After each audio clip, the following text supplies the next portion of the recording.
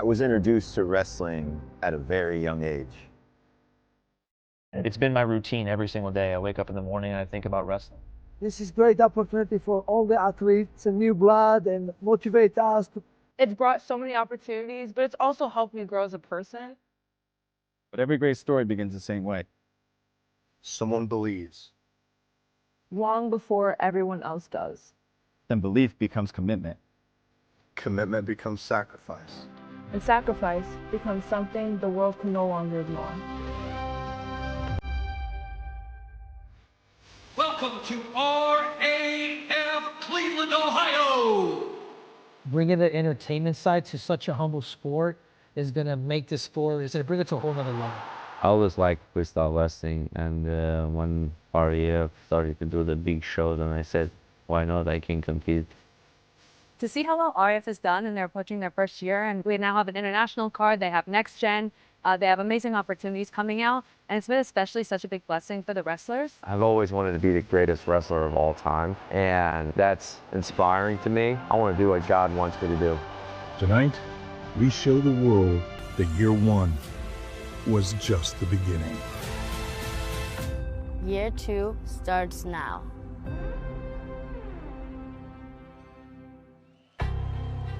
It's a night of celebration as Real American Freestyle is back to where it all began, off the shores of Lake Erie in Cleveland, Ohio. RAF has taken the world's oldest and greatest sport to new heights. Welcome to our 1-year anniversary show. 3 championship matches, the RAF debut of Jordan Burroughs into Dvalishvili Cejudo 2. It's time to rock and roll here in the land. From inside Rocket Arena, RAF 12 Cleveland starts right now here on Fox Nation. To kick things off, we send it for the first time to Mackenzie Mitchell. Ladies and gentlemen, welcome to the 1-year anniversary of Real American Freestyle from right here in Cleveland, Ohio. Presenting colors today, the 9/10th Airlift Wing Base Honor Guard.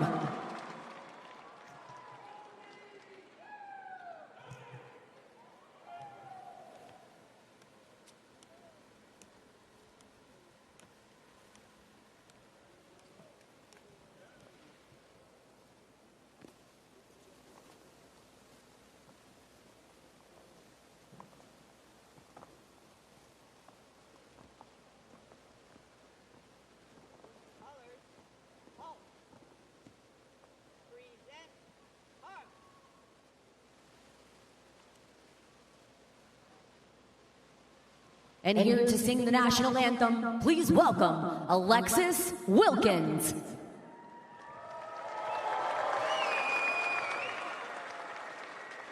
Oh, say, can you see by the dawn's early light what so proudly we hailed at the twilight's last gleaming, whose broad stripes and bright stars through the perilous fight o'er the ramparts we watched were so gallantly streaming, and the rockets' red glare, the bombs bursting in air, gave proof through the night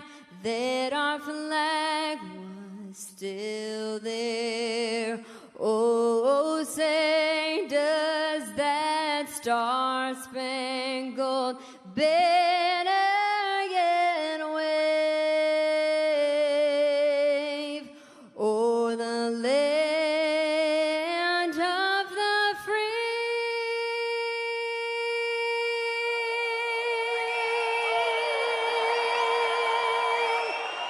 In the home of the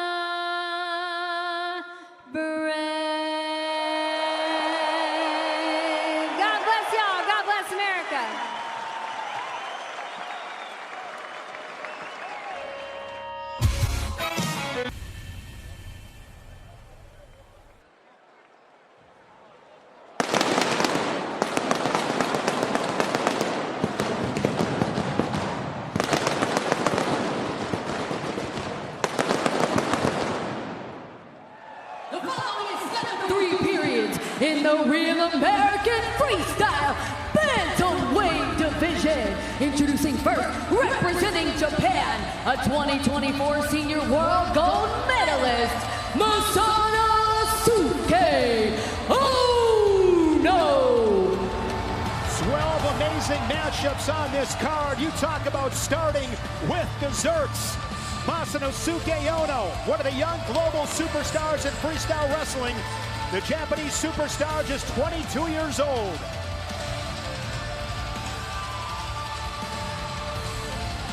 And his opponent from South Elgin, Illinois, a 2026 NCAA Division I finalist, Davino. The Big Ten champion from Ohio State, 20 years old, Ben Davino. Wrestled at RAF 11 in Milwaukee, back on the RAF stage for the second time. Davino and Ono. Chael, I mentioned it. Talk about starting with dessert first. What a matchup to kick things off here in Cleveland. I can't believe these guys just walked out. This is the I got to see a WrestleMania live with my son, and they started with a title match, and Sparks, I swear that's what we're watching right now.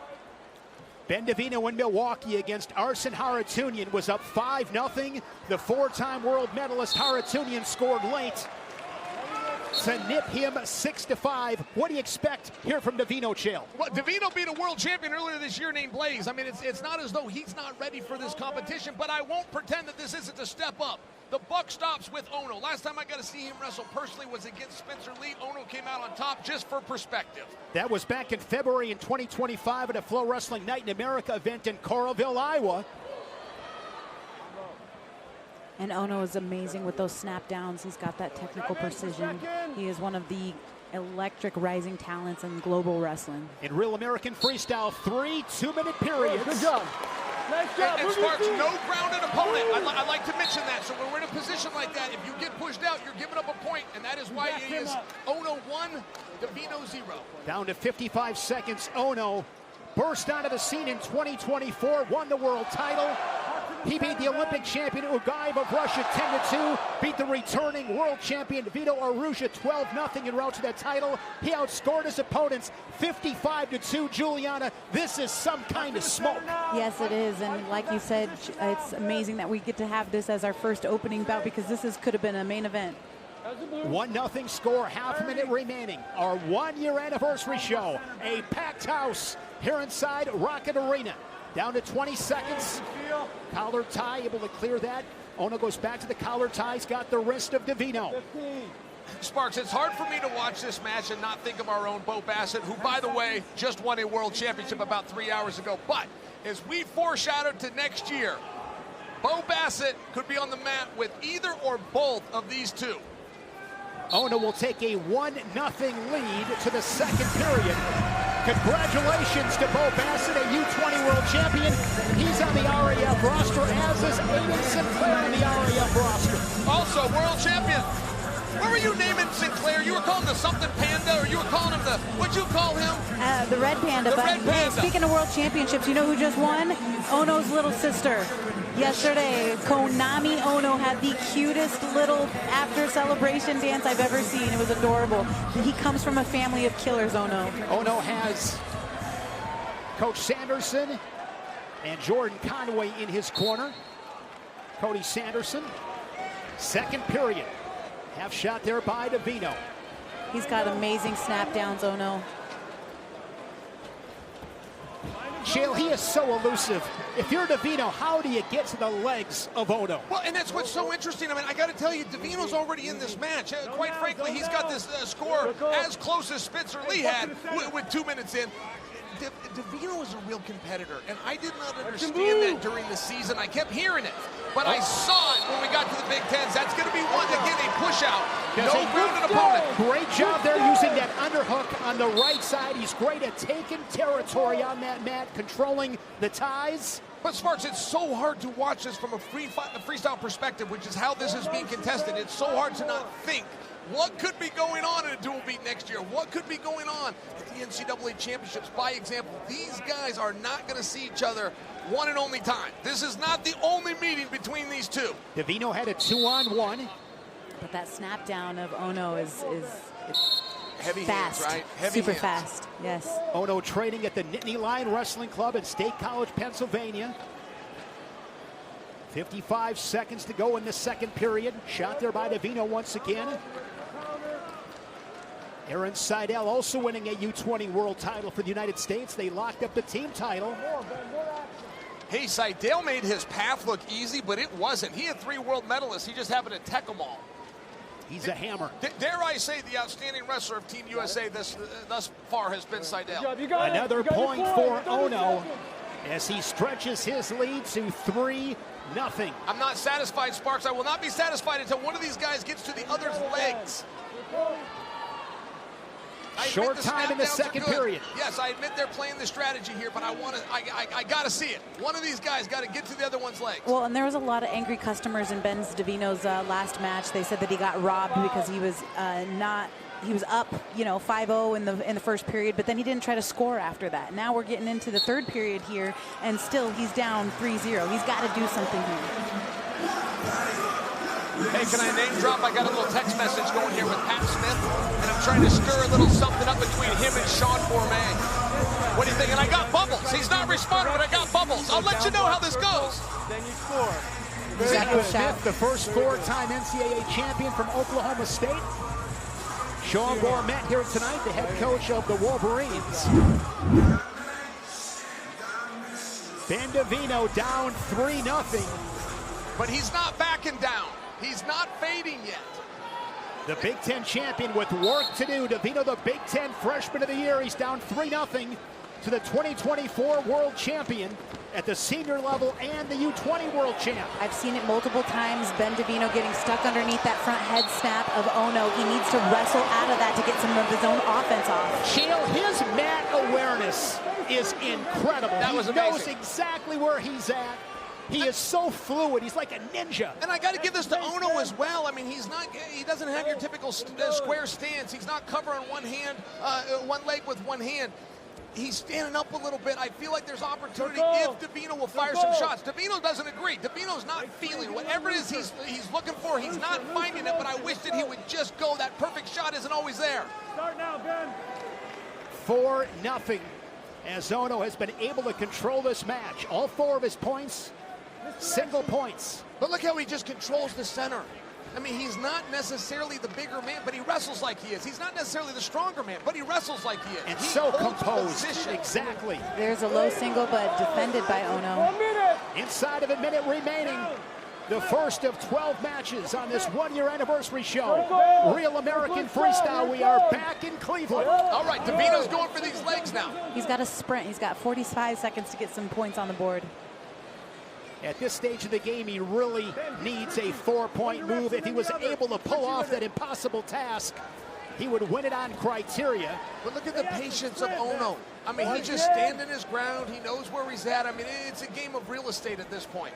Putting on a clinic. Yeah, that's right. He doesn't have to beat anything but the clock right now. So composed. And what a great match for the first Open, for our first year show. We get the dessert first, like you said, Dessert Shane. first. I love it. And it's Ono's debut. I mean, what a debut. Hand down. Ready. Masanosuke Ono. I'm impressed. 4-0, the final score as he knocks off Ben Davino here in Cleveland.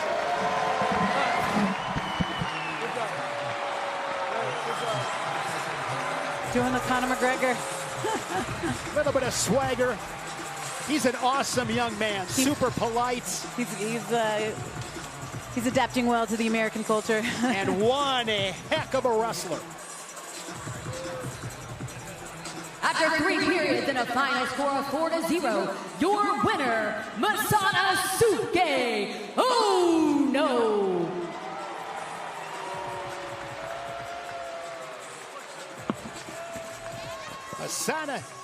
Masanosuke Ono, the Japanese star. Now with Chael Sonnen. Konnichiwa, young Ono. Welcome to Real American Freestyle. How did it feel? Yeah, he was so good.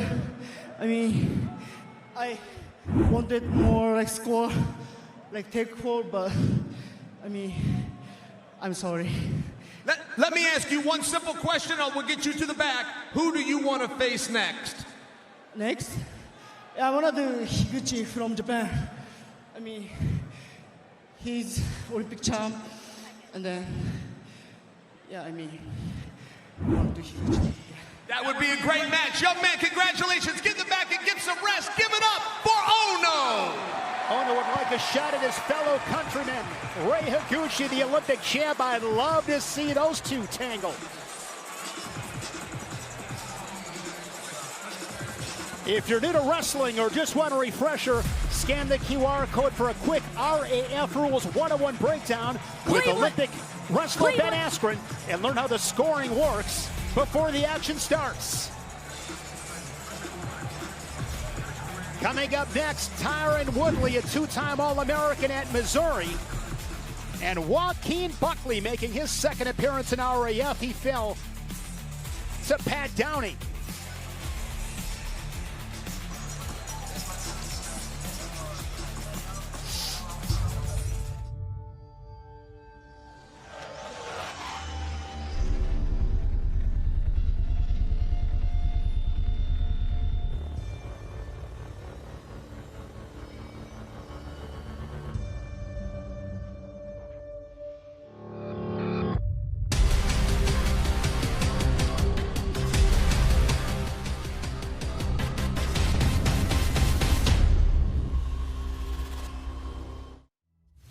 The moment RAF became reality.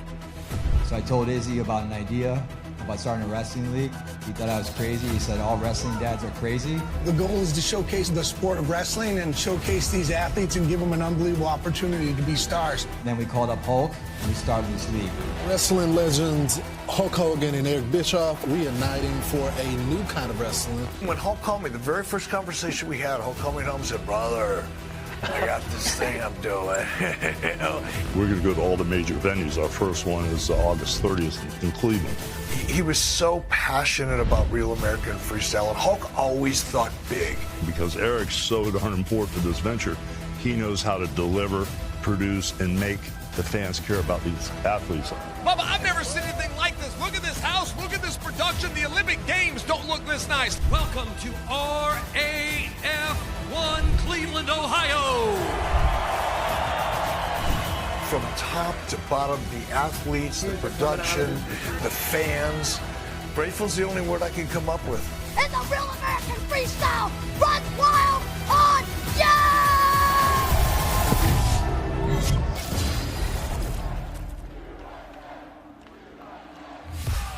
Cleveland, Ohio. RAF back to where it all began. It has been a dream. Taking the wrestling world by storm. Global events, of course. RAF Next Gen, a look at the future stars. Matt side here inside Rocket Arena. I'm Shane Sparks. So glad to have you with us. Our 1-year anniversary show. It has been phenomenal. A great night tonight. It is a packed house here inside Cleveland. A hotbed in this country for wrestling. Tonight, a huge night. 12 matches. We have 3 titles on the line.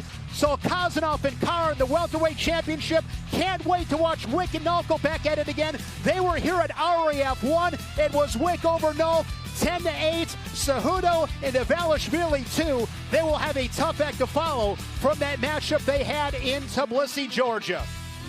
It is always great to be joined by the 2-time former UFC champion, Juliana Pena. Of course, the Division I All-American, the UFC Hall of Famer, the bad guy, Chael Sonnen. Let's start with Dvalishvili and Cejudo. You were there in Georgia. That was a night to remember. Wrestling 1. I cannot wait to watch these two go at it again. Absolutely. Merab captured lightning in a bottle, beating the Olympic gold medalist in his home country. I know what it's like being an 11-1 underdog when I won my title, and no one expected Merab to win. But now the stakes are even higher. There's a title on the line, and Henry is coming for this win more than anything, especially now that he's on his home turf. Well, this is the biggest upset in wrestling history. Dare I say in sport. I don't really remember something. When Jake Paul started boxing, I remember thinking when he was beating those boxers, that would never happen to us. Nobody will come over here, no matter what athlete you are. You'll never beat one of our champions unless you've done this your whole life. And then Merab did it. We need this. The wrestling community needs this rematch. The wrestling world also needs some more. Jordan Burroughs, the Olympic champion, the 6-time world champion, one of the all-time greats. Jordan Burroughs making his RAF debut tonight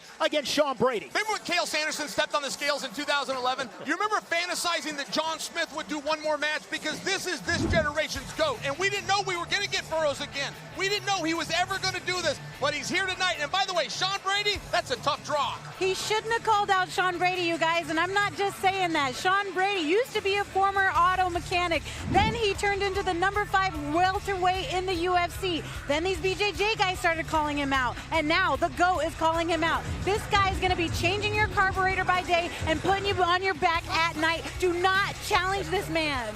It's an amazing card here tonight in Cleveland. And with more on another featured matchup, let's send it to Abby Hornacek. Yeah, that's right, Shane. Tonight, Bo Nickal makes his return to Real American Freestyle 1 year after RAF won to prove that he's still elite in 2 different combat sports. Just to recap, RAF won. He decided to return to his roots of wrestling after spending years focusing on his UFC career. Then he came and he dominated Jacob Cardenas, 3-time All-American, to prove that he still can compete with the sport's best. Now 1 year later, Nickal returns fresh off a TKO victory in the UFC, and another star is waiting for him, Max McEnelly, the reigning NCAA champ, who will make his RAF debut at the same Rocket Arena right here where he captured that national championship. Now Max has the opportunity to defeat one of the most accomplished wrestlers of his generation. But you know what? He's going to have to do his darn best, because Bo told us yesterday, hey, even though I've taken a break from wrestling, it does not mean that I'm not still the best in the world. So Shane, we'll see if he can prove that tonight. Great stuff, Abby. Looking forward to watching those two guys collide in McEnelly and Nickal.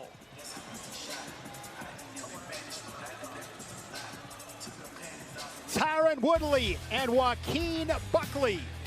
Woodley, the former UFC welterweight champ. Buckley, currently ranked 9th at the welterweight division in the UFC. Former MMA world champion Tyron Woodley looking to make a splash in his RAF debut as he takes it back to his roots. How we feeling out there? A lot of people know me for striking, actually, in the UFC. They know me for knockouts. They know me for just having great tactics and IQ. But what people forget is I started as a wrestler. I started as a wrestling coach for MMA, and I think they'll be surprised because they haven't seen me utilize those wrestling tools that often in mixed martial arts. Definitely, I was All-American, 2-time All-American from the University of Missouri. I won the first Big 12 title there. Feels great being wrestling again after being in combat sports for so long. I never thought the day would come when I throw a singlet back on, but RAF got it cracking over here. It's an exciting event to go to and watch and spectate, and you get to wrestle on a big platform and a big stage, so that's what I'm back for. The following is scheduled for 3 periods and is at a catch weight of 195 pounds.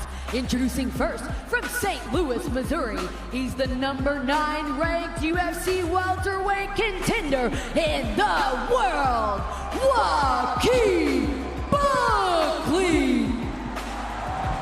Joaquin Buckley wrestling on the RAF stage for the 2nd time.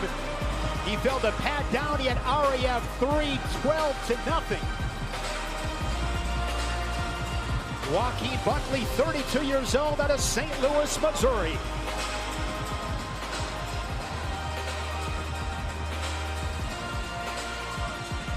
And his opponent, accompanying Tyron Woodley, is recording artist Aaron Cole and Tyron's son, TJ Woodley.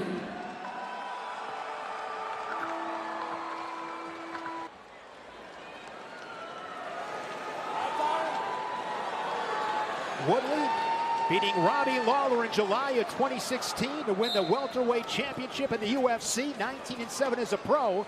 And he's got the wrestling experience, Chael. Yeah, he sure does. I saw him have a match. He lost the match, but it was a dogfight. It was 6-4 against Johnny Hendricks. Just for perspective, I mean, he was that good in his college days, but it's removed a little bit. Now, Buckley is not a lifelong wrestler, but a lot of people think he is, because when he did MMA, he was so wrestling heavy.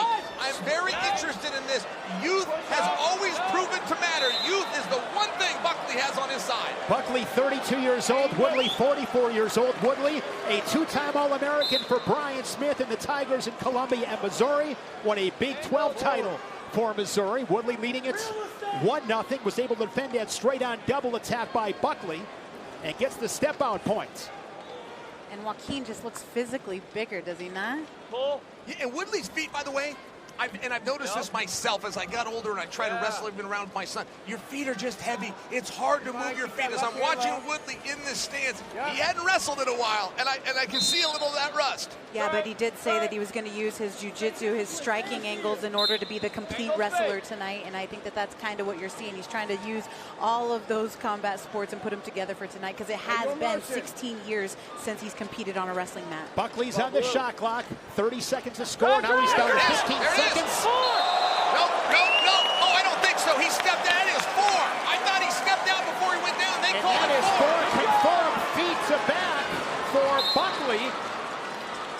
And he is up 4-1. That is a big move for Joaquin Buckley. A better start for him tonight in comparison to that matchup with Downey at RAF 3. Well, it was a good little shot. I mean, it was straight on. He changed elevation. He penetrated. He took it right off his feet. That's 4. Back center. We have a mat official, a mat judge, and a mat chairman. 2 of the 3 must agree to confirm the scoring sequence. Woodley is already booked for his next match. He's going to be taking on Chimaev in Moscow. Just to remind you, so you know, this match represents for Joaquin Buckley with 2 big 4-point moves. Highlight reel toss from Buckley. That took courage. That took courage to step in. If that doesn't go your way, you look like a fool, and you're the one giving up points. Big courage comes with a big reward. Buckley is up 8-1 on the former UFC champion. And Ben Askren made a big speech in Milwaukee that fired Tyron up and said, listen, if he can go out there with a double lung transplant, I'm going to get back on that wrestling mat. And I think that motivated him to lose 20 pounds in order to take this match. There's that straight on double. Able to score his first 4 points, feet to back. And this was a big time toss from Buckley. Had that arm trapped. Buckley, 21-8 pro record inside the octagon. Some RAF ties. He beat Colby Covington in the cage.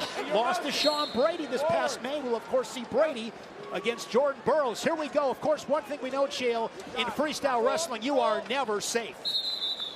All right, we got a little thumb to the eye. No, you're never safe, and it's also interesting. Where would Tyron like to see this match? Would he like to be in the open? Would he like to be tied up? He's experienced both, and, you know, again, that little bit of a rust is there. You know what I would like? You know what I know he would like? His opponent to make weight. Joaquin Buckley was 7 pounds over today. Hey, and I can see it, by the way. That's what I'm saying. I tried to say that he's a lot physically bigger, but he's not just physically to the eye. He was 7 pounds over on the scale tonight. This is a catch weight of 195 pounds. Goes in for that straight on double once again. Neutralized by the underhooks of Woodley. Little pressure, and I think Woodley can push him out here. Push him, Woodley, push him. Question is Woodley patient enough to come back one at a time? There's another point, 8-2. I think so. He's still got a lot of time left in the second period and the whole third period. Long way to go. 1:10 remaining, second period. It's not where you start, it's where you finish. 60 seconds to go in this second period. You remember Kyle Snyder being down by 6 and finding a way back, but he did it 1 point at a time, and I only point that out because mentally that's a challenge. Right now, T. Wood's mind is playing tricks on him. He would like to get the big 4-point move. He would like to put him on his back and pin him. Does he have the discipline? 1 point at a time. Here, he can push him out here. Here's another one, a little push. He's got it. At least one. Has that front headlock near the edge. He gets another one, and slowly, Woodley inching his way back into this match. Now just a 5-point lead, 8-3. I'm happy for him. He's not just laying over and letting Buckley steamroll him. He's fighting back. I love that for him.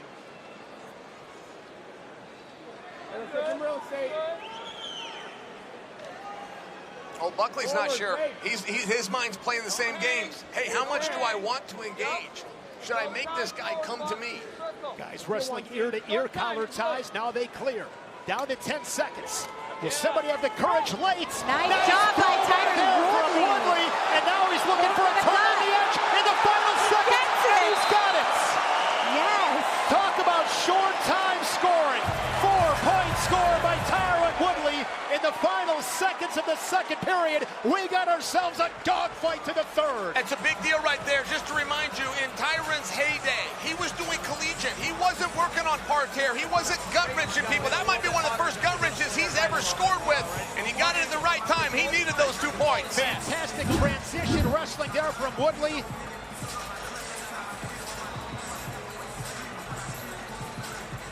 Little battle of strength right there.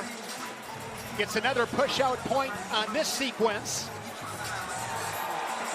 But this was big. Nice throw by, and then right into that gut wrench in the final seconds of the second period.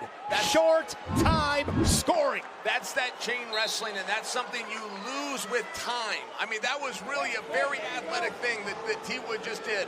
I think he needed to feel that in the first period. He needed to feel Buckley's shot, and then once he got the timing of it, he was able to just throw it by. This was once 8-1 in favor of Buckley. Woodley has come back to make it a 1-point match as the crowd is alive here inside the arena. Buckley trying to measure up Woodley. My advice to Buckley, Sparks, if I was in his court, make him come to you. No more taking the action to him and giving up points. Make him come to you. Can T-Wood change elevation and penetrate to those legs? We haven't seen that yet. Slide by there from Buckley. Both these boys from St. Louis. Joaquin Buckley looking up to Tyron when he won his world title against Robbie Lawler. He said it's awesome to be able to go and compete against your former heroes. I love watching these legends compete. Straight on shot once again. Ooh, and a re-attack from Woodley. He doesn't know where he is. He needs to circle right here. Buckley's got the circle. He's going to go long. He's got the push. And Woodley gets that step-out point, and he leads it, scoring down last point, 8-8. He's going to win on criteria, Shane. Still a long way to go, 54 seconds. But Woodley has been savvy, the veteran. He's got to hold him. So now if you are Buckley, you trail. You got to get to your offense, and Woodley's been really good. And I will just tell you, watching Tyron come back does make the Chimaev proposition a little more interesting, doesn't it? It does. That'll be in Moscow, Russia, September 5th. A shot, big, heavy hips defended by Joaquin Buckley. Nicely done. Looking to drag out of there. He tried. Buckley's got the head and arm. We're down to 20 seconds as we're back to our feet. I wonder if that was choking Tyron a little bit. He was stuck like a duck underneath there. Put your seatbelt on. Here we go. He was stuck like a duck. He was. Yes, he was. Dude, honestly, he looked like he was probably squeezing his lights out. Here, Woodley want to circle your feet. Nicely done. That's another one. Goes for that throw again this time, but Woodley defends. He gets the 4, and he's up 12-8. You guys, I'm so happy for him. He's the older guy. He's a former champion. He took the hard wrestling match against the young buck. 11 unanswered. And in his RAF debut, he's going for it. He's going for it. It is going to be Tyron Woodley, 14-8. He just made up his mind. He grabbed him in that bear hug and he said, "Sit down." He willed it. The chosen one prevails at Cleveland.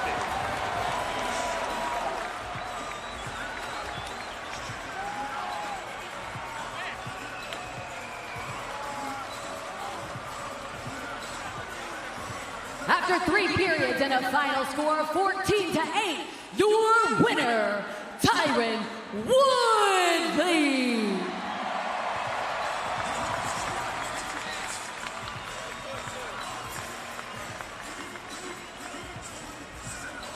Chael Sonnen awaiting the chosen one. An impressive win for Tyron Woodley. Welcome back, T-Wood. How you feeling? Feels good to be back. It was very hard to watch that match, which was awesome, by the way, but not foreshadowed to Moscow in September 5th, you versus Chimaev. How did it feel to get some of that rust off? It felt good, you know, in my life, since I was 10 years old. If I ever got taken down first in the match, I lost. If I ever lost the first round of the fight, I lost. Today, I was down 7-0, and I won! And if we're putting praise on your performance, you were actually down 8 points at one time. Now, let me look forward to Chimaev. Tell me a little bit about how that match is going to go. Definitely needed this match. It's a powerful, explosive wrestler like Joaquin Buckley. He came at me. I knew he wasn't like, oh, I'm just trying to learn wrestling. It's for fun. I knew better. We're from St. Louis. It's bragging rights. So when I got down, I didn't lose my composure. I said, you know what, Tyron? You're going to win tonight. You're going to win tonight. You're going to win tonight. He's a world champion. He's the winner tonight. Please give it up for Tyron Woodley. A lot of self-belief from Tyron Woodley. Trailed at 8-1. Came all the way back to get the dub.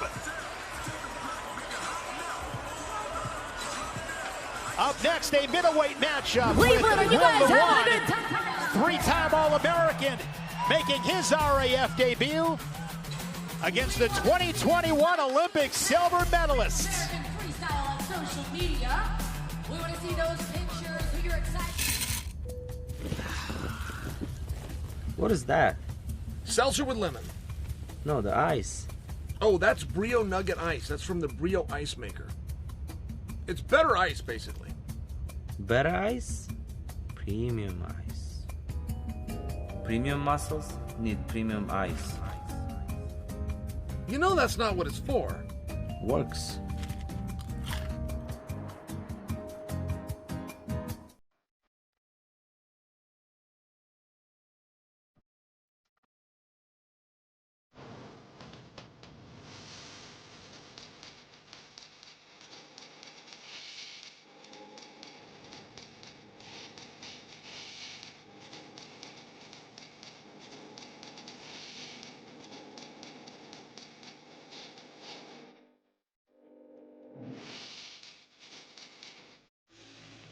The moment RAF went viral. You know, there's been a lot of wagering that's been out there. We saw a little a vault that's supposed to have money in it for the takedown. There's a lot going on. Supposedly there's $10,000. Yeah, that's what I heard. Oh, and wow. Now no, that was retaliation. Giorgio got him a couple times. Boy, he gets mad fast. Why Saruki get mad so fast? Giorgio! Oh, baby! Listening for the takedown, Sarukian stuffs it, and this match is over. Arman Sarukian is and it has all broken loose as they are going to get these things sorted out here, folks.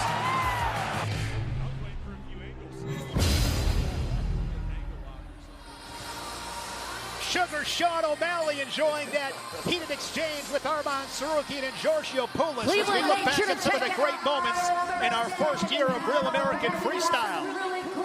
Packed house here in Cleveland. Up next, Will Luan and Cuddy. Will Luan from Chicago, Illinois, making his RAF debut, 26 years old.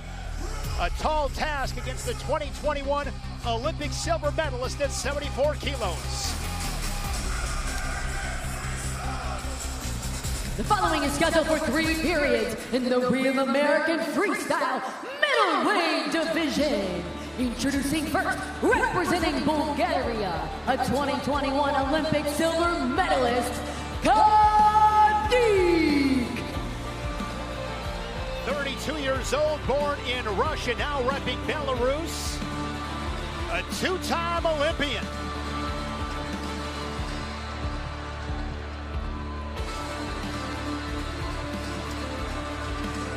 And his opponent from Chicago, Illinois, a 3-time All-American from Michigan, Will Luan.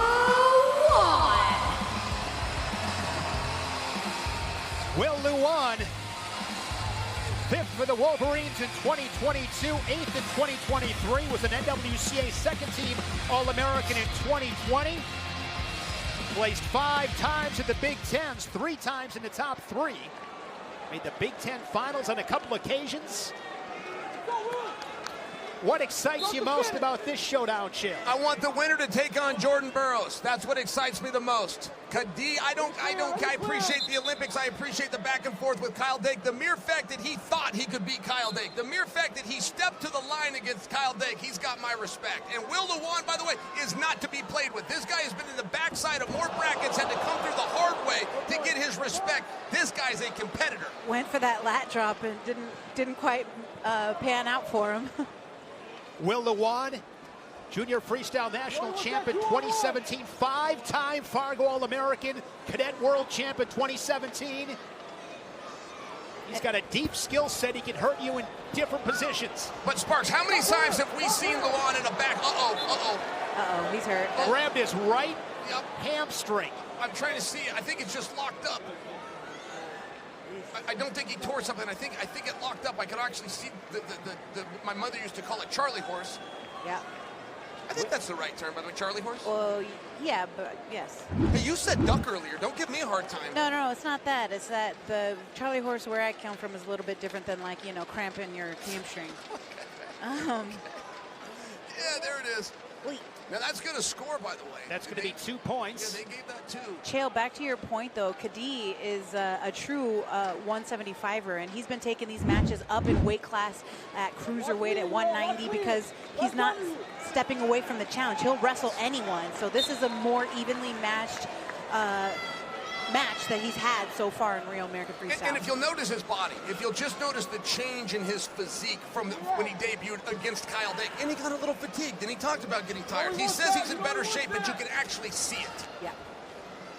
In 2025, he wrestled at 86 kilos. There's a big toss. That's going to be 4 confirmed. 6-0. That's a big bomb, and Lou Will does not look like he wants to continue. That's actually a 5-point high amplitude throw to make it 7-0. 5-bomber. Puts a little pressure on Kennedy Blades, doesn't it? Miss 5-pointer. She's going to have somebody giving her a run for her money. Kadi 1-2 in Real American Freestyle. He beat Dustin Plott. His losses to Kyle Dake and most recently Evan Wick at RAF 6. A good start in this first period. 7-0. 40 seconds to go. And poor Will Lewan, he's going to have to continue to wrestle when he knows that his leg is compromised. That sucks. Well, and I don't see Sean Bourmet in the corner, but this is something that perhaps he may need to get involved with. Absolutely. There are times you've got to stop a match, and Will is he's being tough right now. He is definitely compromised. Yes, he is.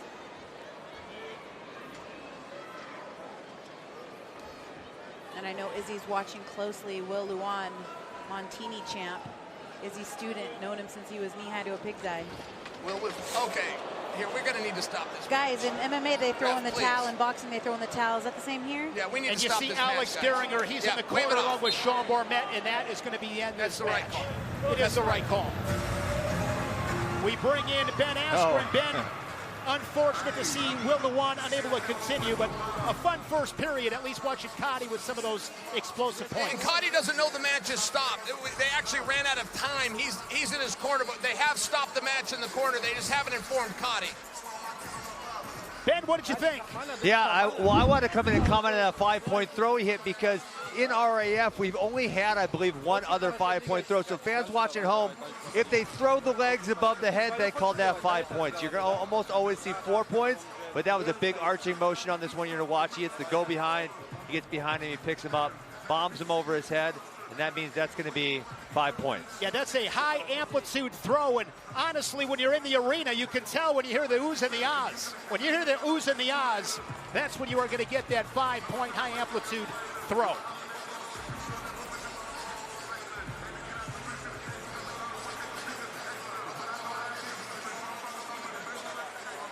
To Mackenzie Mitchell. Your winner by injury default, Kadi. I have no problem with that. That was a great wrestling match. The guy got hurt. This was the right call. On to the next one.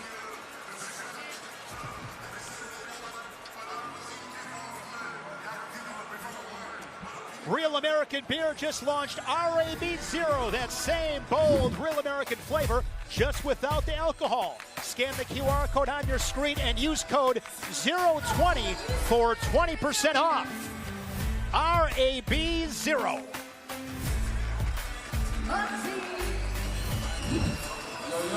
Max McEnelly here inside Rocket Arena, awaiting Bo Nickal. Max McEnelly coming off his NCAA championship in this arena this past March. And Bo Nickal, speaking of this arena, take it back to 2018. He pinned Miles Martin, won an NCAA title, and that put an NCAA team title on ice for the Nittany Lions. Bo Nickal has become very familiar with the grounds of the White House, most recently during his first-round TKO win over Kyle Dawkins at UFC Freedom 250. It wasn't his first visit to 1600 Pennsylvania Avenue, and it might not be his last. Competing at the White House was an unbelievable experience. You know, just to be out there, I think the most special part was being there with my team and kind of doing that collectively together. Being able to go through that experience with, you know, my best friends and my coaches, that was so special. Having my family in the crowd was so special.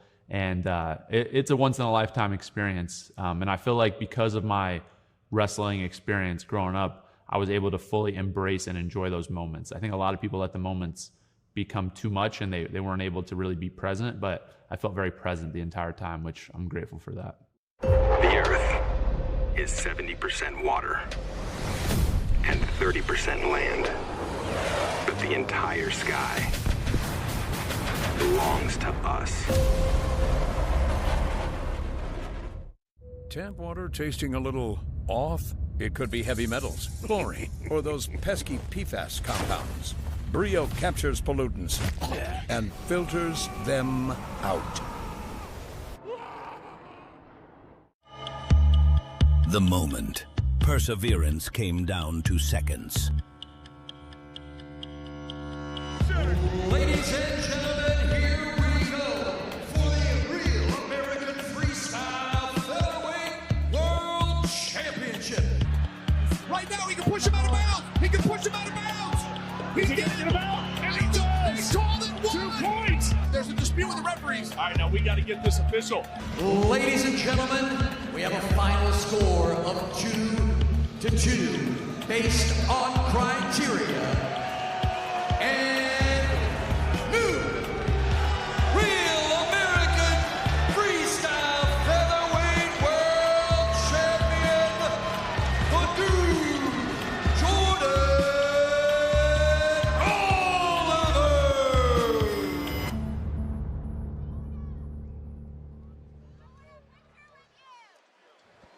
Cleveland, Ohio, the land.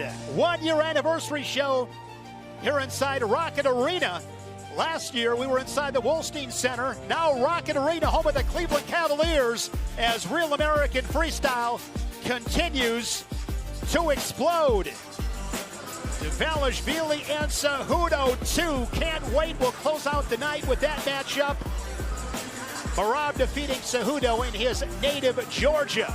Fans are loving it as always. It's a great show. Bring your friends, bring your family. Come out and enjoy some Real American Freestyle.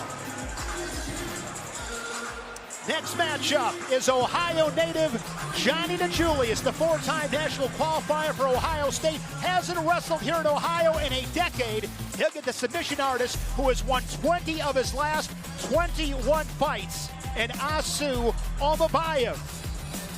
And Abby is with the most interesting man alive, Johnni DiJulius. Johnny, really special moment. You told us that you're wrestling tonight for your late mom. It's her birthday today. What's the biggest thing she taught you that you are going to take out there onto the mat with you? I feel like everything in my personality, you know, the classic, I got it from my mama, right? You know, I got everything from her. She was kind of the spark of the room, the light of the room. And one thing she was a fighter. So, you know, obviously being able to go out on her birthday and fight, that's what I want to do. And that's how I would want to represent my mom on her special day. Well, you have an amazing personality. Your mom raised you really well, and you can see her sparkle through your eyes, too. You know, you have such a cool life also. You've gone base jumping, you've traveled the world, you've wrestled in RAF. What keeps pulling you toward these extreme challenges? Well, I think, you know, obviously your Instagram bio is not supposed to be representative of who you are, but of all the things I've done, I always put wrestler first. In any bio, any sheet that I write down, it's always wrestler and then world traveler, wrestler and then base jumper. I love it. I love wrestling, and how can you not, you know? Right. And congrats on your engagement, by the way. Are you going to add a win to that also, I would say, a personal life win for you, getting that ring, your fiance to say yes? Yeah, I mean, this would be a great month if I can get a win and a yes. That'd be awesome. So let's hope for that. All right, well, good luck out there. Thank you so much. Our next match is scheduled for 3 periods in the Real American Freestyle Featherweight division. Introducing first, all the way from Kazakhstan, he's the number 5 ranked UFC flyweight contender in the world, Almabayev. Almabayev, 32 years old. Mixed martial artist, pro career that began back in 2013. 24-3 pro record. As I mentioned, he's won 20 of his last 21 fights. And his opponent from right here in Cleveland, Ohio, a 4-time NCAA qualifier in Ohio State, Johnny DiJulius.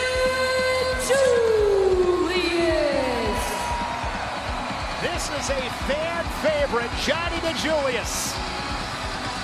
In that interview with Abby, he talked about losing his mother, Stacy, when he was just 16 years old. It is her birthday today.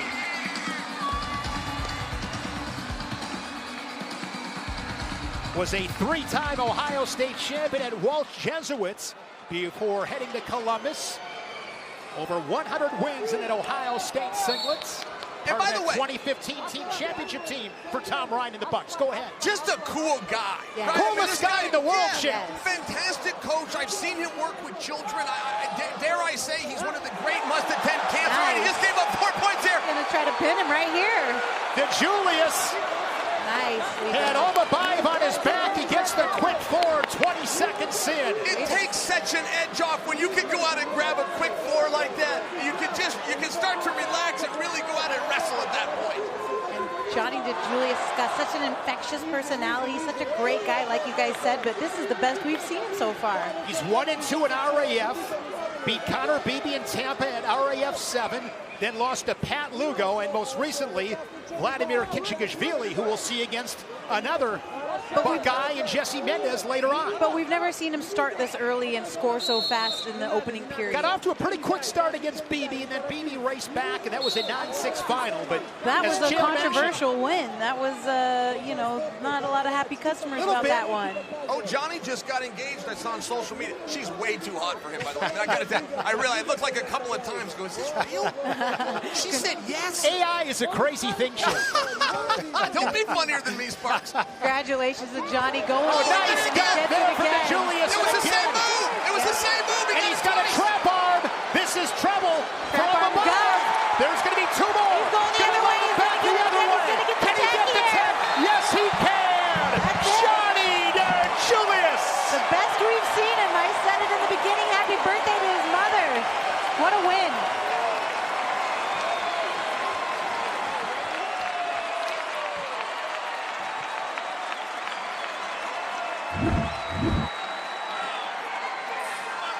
DiJulius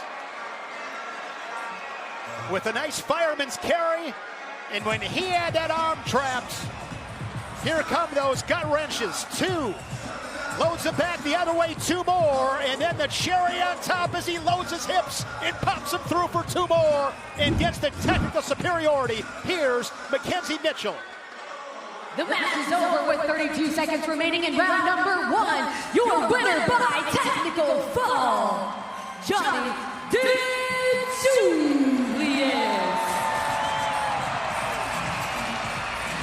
Johnny DiJulius with the bad guy.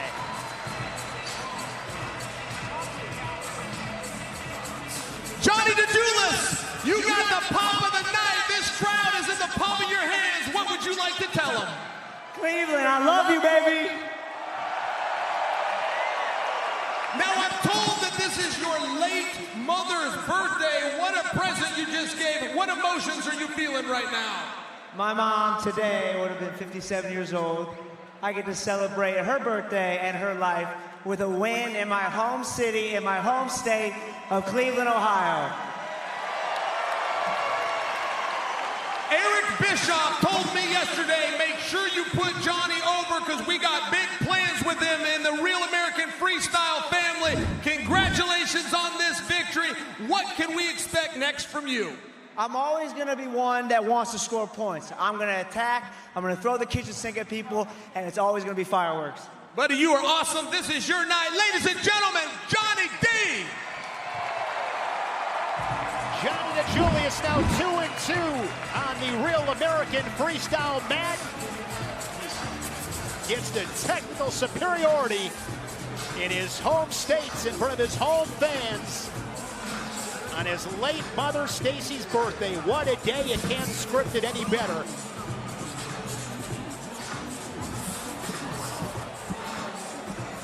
The Earth is 70% water and 30% land.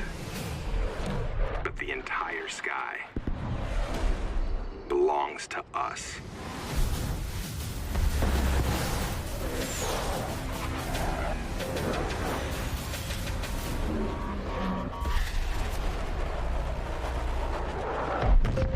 Copy that. Aim high, Airman. The moment future stars were forged from victory. Oh, machine gun massive! A lot of things I'd like to be doing on a Saturday night. Facing this young man is not on that list. He competes against adults and he wipes them out. Just so heavy with his hands. Getting this crowd in the USA chants. Just 11-1.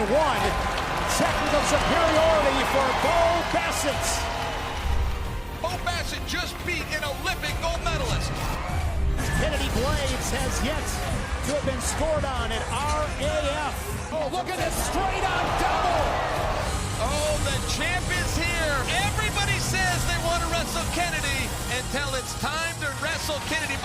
Tech fall before the end of the first period.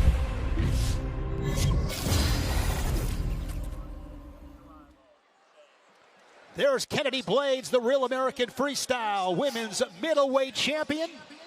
2024 Olympic silver medalist here inside Rocket Arena in Cleveland. We have a trivia question that we're going to ask these two.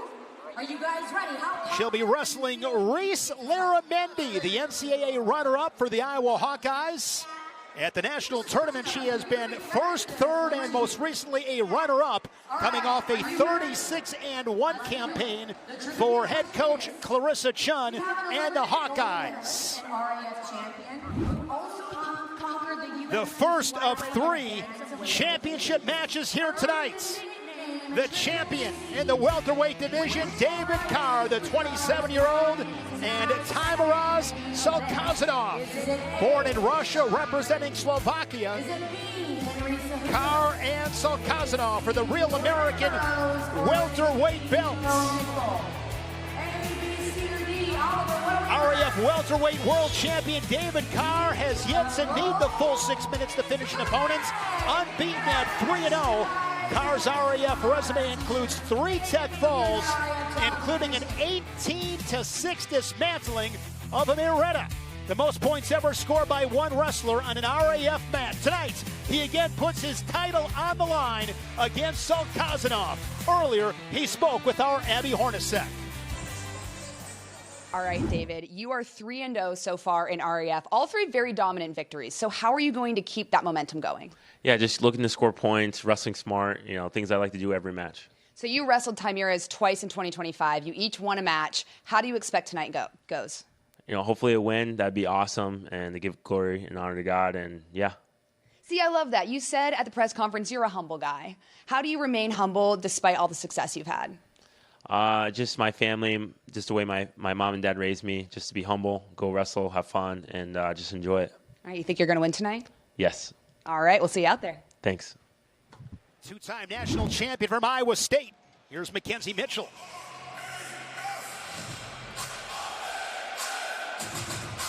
Ladies and gentlemen, please welcome the challenger, Tyron Salkazanov. Tajmuraz Salkazanov. He's been very impressive on the RAF stage, 2-0. Beat James Green at RAF 2, and then at RAF 6, shut out Keegan O'Toole 9-0. Tonight, he'll wrestle for the title, but he's got to get through David Carr, the former Iowa State Cyclone greats.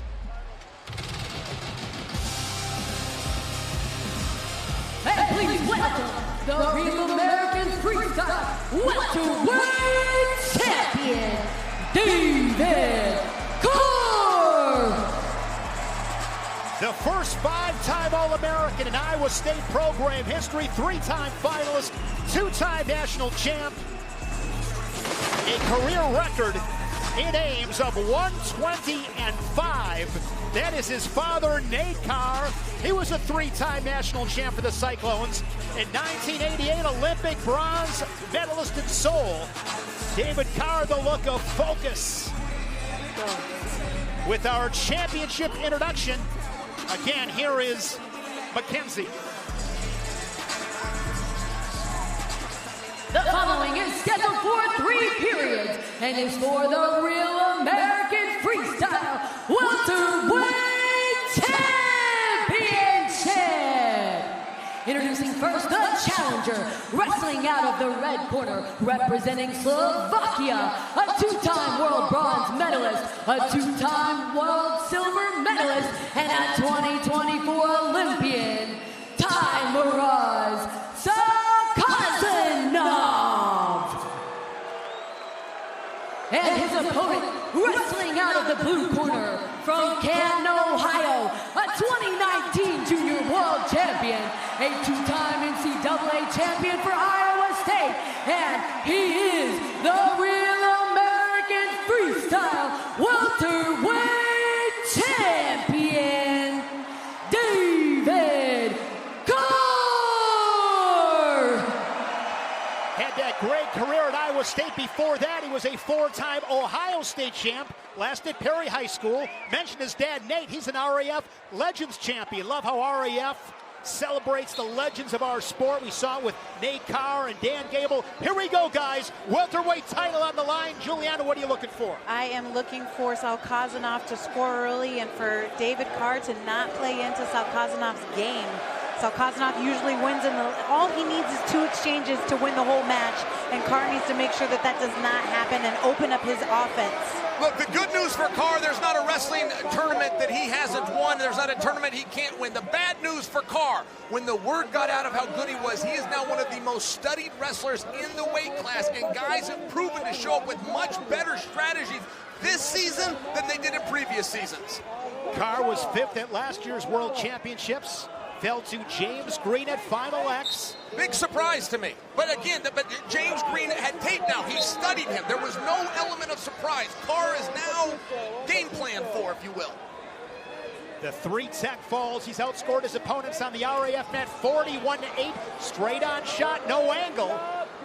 Nice defense by Salkazanov. Doing his training camp in the Ossetian Mountains, Russia.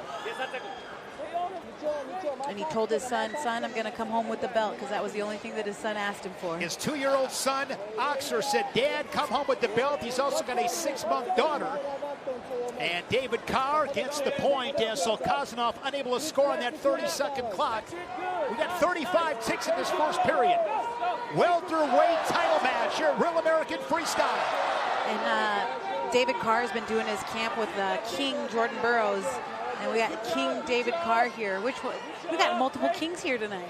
A couple of great talents, those two with a great relationship. There's that double. Salkazanov, Chael, doing a nice job measuring that. That was a good shot. Salkazanov saw it coming. He got both hands, not just one hand. He got both hands in between, got his head involved. Again, that comes back to scouting Carr. We knew that double was going to come at some point. Head and hands defense from Salkazanov. Nicely done to defend that double. Carr, a 1-0 first period. Corner cam. It's brought to you by Lucy Breakers. Bite the capsule to unlock flavor that actually lasts. Lucy.co/RAF. Code RAF for 20% off. Warning, this product contains nicotine. Nicotine is an addictive chemical. Yeah, you're doing good. The Russian wrestler. So get him off balance. Let's go. Oh, I'm sorry, I'm interrupting King Carr there, his dad. The Russian wrestler is better than anybody else, have an ability to slow down a match. They have an ability to hold ground, not get their heart rate up, and pick their spots. We're seeing that right now. Carr likes a little bit more chaos than he's able to find thus far with Salkazanov. Guys, want to mention this. They wrestled a couple of times in 2025 at that ranking series event in July of 2025. It was Carr that got the victory. In February, Salkazanov. So these guys 1-1. They know each other. We'll see what adjustments they make tonight. 1-0 Carr with the lead. 20 seconds into the second period. And Carr goes in for that offensive shot again, and it's stuffed by Salkazanov. And now David Carr, I believe, is going to go on that 30-second clock. Indeed, he does. You know, he was the only one firing shots. I don't know that I agree with putting him on the shot clock. Yeah, and you heard that from the corner, too. The corner says, we're the only ones firing all these shots, and then he got put on the shot clock shortly after. Salkazanov, a 4-time senior-level world medalist, all at 74 kilos. He was bronze last September in Croatia. Looking to tie up this match, pushing Carr towards the edge. He stepped him out. Adjustment by David, and that is going to be Salkazanov's point. You're right, 1-1.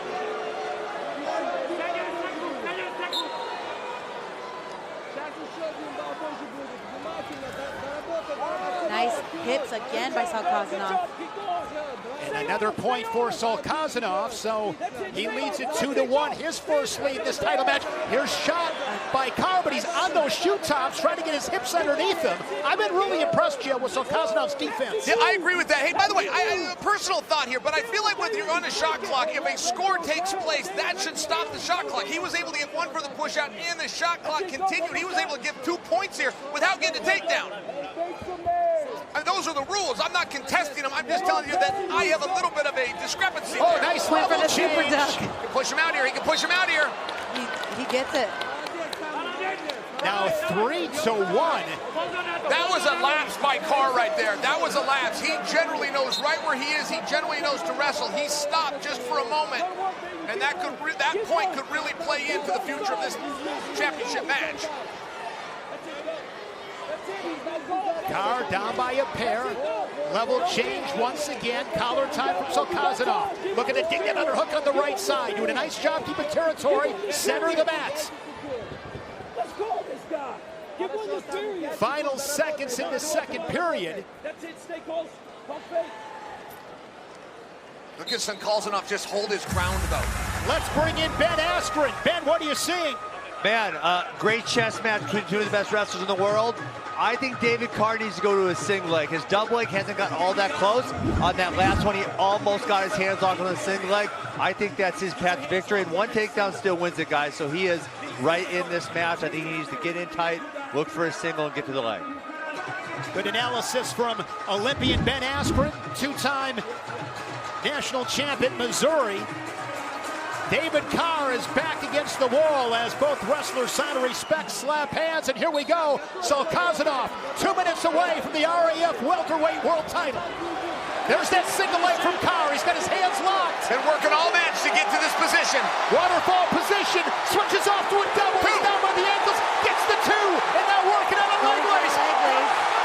Carr spends a lot of time with Jordan Burroughs, and that is exactly how Jordan would have handled that situation. Takedown, and you're just going to take those legs and start turning. 5-3 for David Carr. Shot out of a cannon in this third period. When guys try to find the perfect leg lace, they never find it. Sometimes you've got 2 legs, treat it like a gut wrench. Just start rolling and figure it out on the way. Great job there by Carr. That was Carr showing some urgency, just getting after it. He's got the 2-point lead. Crowd is into this one. The USA chants here in Cleveland. What a night it's been here in Cleveland. 1-year anniversary show. Our first of 3 championship matches. There's that underhook. Circling, throws the whizzer. That is going to be scored 1 red and confirmed for Salkazanov. A as the boos reign, but I think they got that right, Shell. You got to give it one way or the other, boy. That was awful close there. Two of our great referees saw it the same way. It is officially 5-4. My heart is pumping. We're inside of a minute. But this is that chaos that we talked about. This is why we love it, Chad. Yes. This is why we love it. But this is what Carr wants, man. He wants a dogfight. He wants action. He wants that heart rate high. Oh, there's that super duck attempt once again.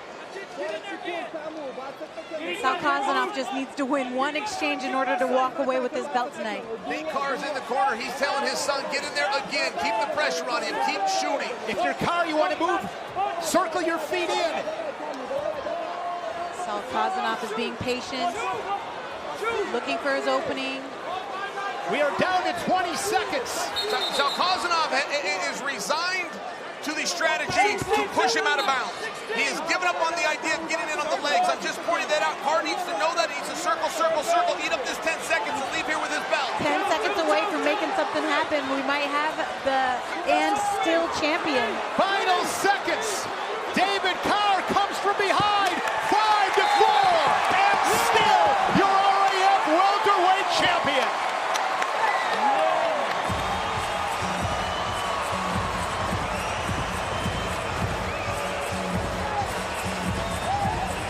That Carr found another gear as David Carr hits the 1-point win.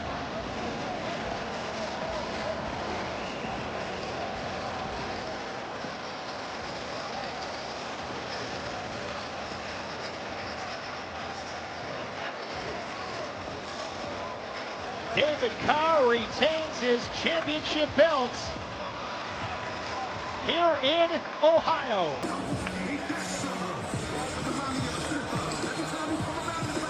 Nick Hogan, center mats,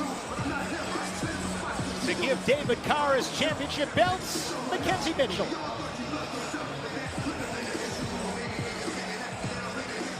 After 3 periods and a final score of 5-4, your winner and still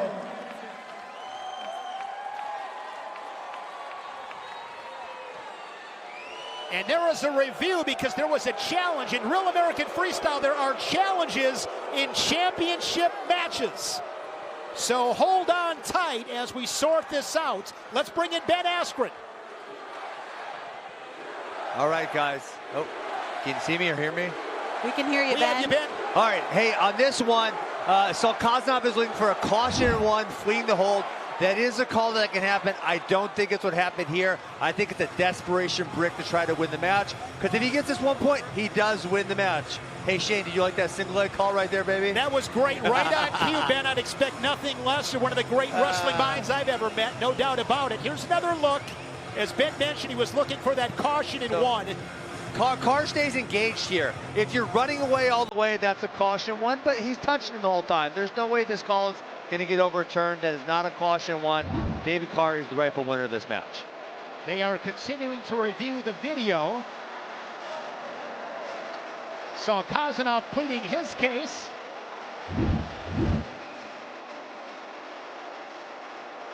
As Ben mentioned, David Carr staying engaged with Salkazanov.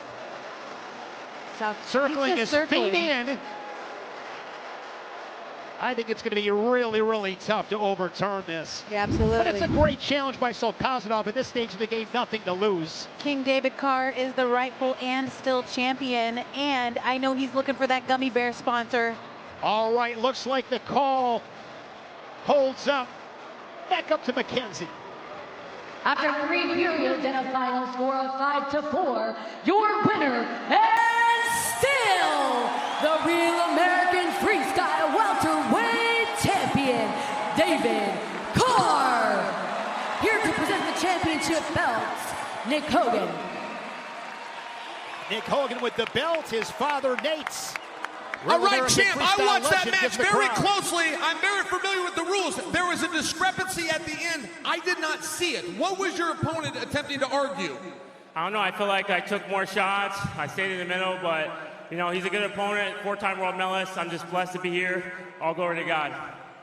All right. That was a fantastic match. You defended your American Championship, that was your third time with that opponent. If he's in the rear view, what's next for David Carr?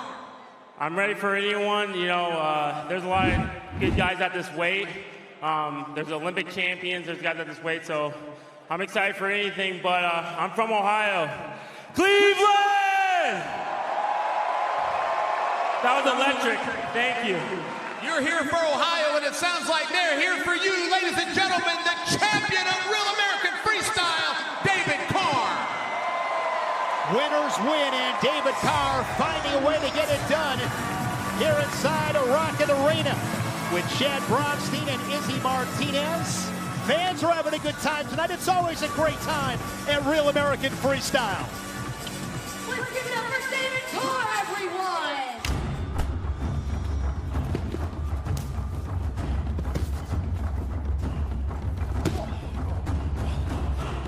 Water break.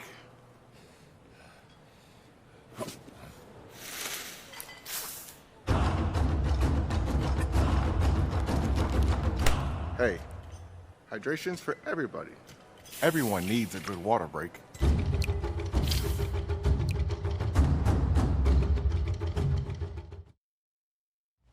The moment when American gold shines brighter. The hottest signing in RAF history. Welcome, Gable Stevenson, to Real American Freestyle. This one is over in technical superiority.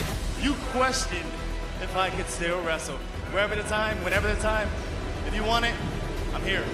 Jordan Burroughs is coming back from retirement to wrestle in Cleveland. He's the most decorated, was the winningest wrestler in American history. Real American Freestyle is looking pretty exciting to a guy like Jordan Burroughs all of a sudden. I miss wrestling. I think it's really that simple.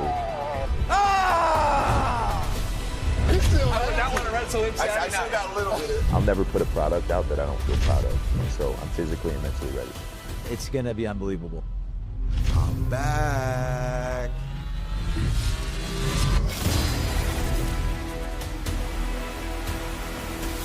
He is back. It's been nearly 2 years since we've seen Jordan Burroughs, the 2012 Olympic champion and 6-time world champion. Cannot wait to watch Jordan Burroughs here in RAF. Jordan, what's up? All right, you're finally taking that RAF mat. What finally got you here? Man, I can't even explain the excitement that's gone into this event. I've thought about it for many months, and I finally said yes, and I've been blown away. From the media team to Next Gen to walking here in the arena, there's not a single fan in here, and it still feels electric. I'm excited to compete tonight. Well, it's been about 2 years, right, since you've competed, and you've got 5 kids at home. Congrats on that. Would you say that this is your biggest matchup yet in your career? Absolutely. You know, I'm almost 40. I've got 5 kids at home. I've been married for 13 years. I've got a wrestling club, a lot of responsibility. There's no way that I should win this evening. My opponent is younger, stronger, and in his prime, but I'm ready. You got a quick message to your kids and your wife? Let's get to work. All right. Good luck out there. Thank you. There's his opponent, Sean Brady, making his RAF debut, the 5th-ranked welterweight in the UFC. He's been impressive, 19-2 as a pro. A great grappler. He's beat some of the best grapplers in the world. Tonight, he'll have to be one of the best wrestlers in the world in Jordan Burroughs. RAF, the 1-year anniversary show here in Cleveland, Ohio, inside Rocket Arena. How about this matchup with Vladimer Khinchegashvili, the 2-time Olympic finalist. He won gold in 2016. And Jesse Mendez, 2-time national champ for Ohio State. The following is scheduled for 3 periods in the Real American Freestyle Featherweight division. Introducing first from Gory, Georgia, a 2012 Olympic silver medalist, a 2016 Olympic champion, Vladimer Khinchegashvili. Vladimer Khinchegashvili, 2-1 in Real American Freestyle, lost to Bo Bassett, beat Johnni DiJulius. And then against Connor Beebe in Georgia, an 11-0 tech fall. Part of the Georgian Parliament, he is a hero in his native Georgia. He was impressive against Connor Beebe, but a new challenge as he'll square off against the 23-year-old Jesse Mendez. And his opponent from Crown Point, Indiana, a four-time All-American and two-time NCAA champion at Ohio State, Jesse Mendez. A four-time All-American for Tom Ryan and the Buckeyes, three-time finalist, over 100 career victories. Won a couple of Big Ten titles tonight. He's making his RAF debut. I'm a huge Mendez fan, Chill. This is a bad dude. Riley Bettich, one of the massive media influencers for wrestling, just texted me and he informed me that Jesse Mendez was in the 7th grade when his opponent was winning his Olympic gold medal. Mendez watched that match and now he's got to face him here tonight. But Kink is just as technical as ever. He's kind of like your grandpa. He still has those tricks up his sleeve. He might be a step behind, but if you allow him to slow things down, you are in trouble, and that's what makes him an Olympian, a champion. He's in it every step of the way. I'm very excited for Jesse Mendez, what the future holds. I know he's got his eye on 2028. He's got his eye on Real American Freestyle, but he may be returning to NCAA competition. He actually had a judge. He's got a judge that backed him up, though. The gavel came down, to my understanding. God only knows how that's going to shake out. Mendez, 2023 U20 World Silver Medalist. He was part of the Cadet World Team in 2019, the Junior Team in 2021. So a lot of freestyle experience for Mendez. Inside reach.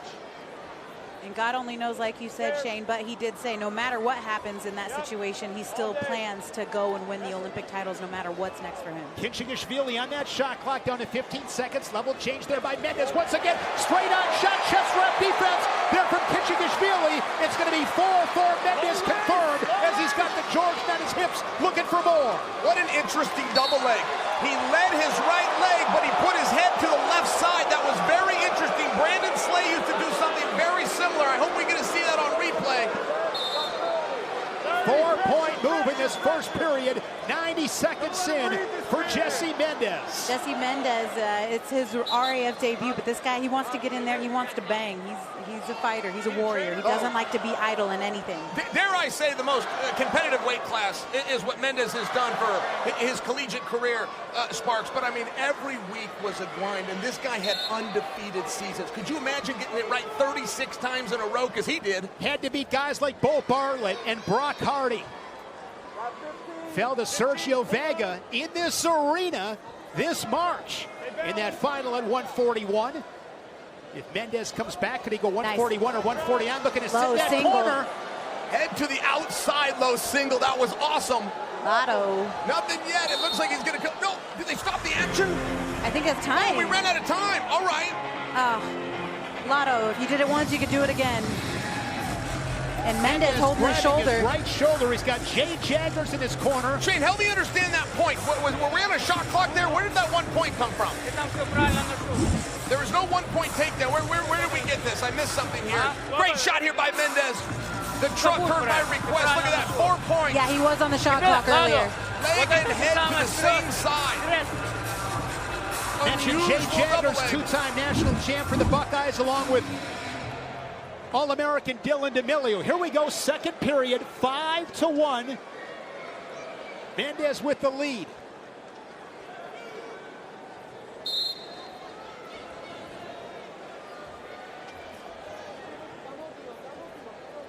And in that last segment there, we saw him, Lotto with the low single. If he did it in the first period, he can do it in the second period. Let's see if he goes back to that low single, because he's great at that move. Head to the outside, very nice.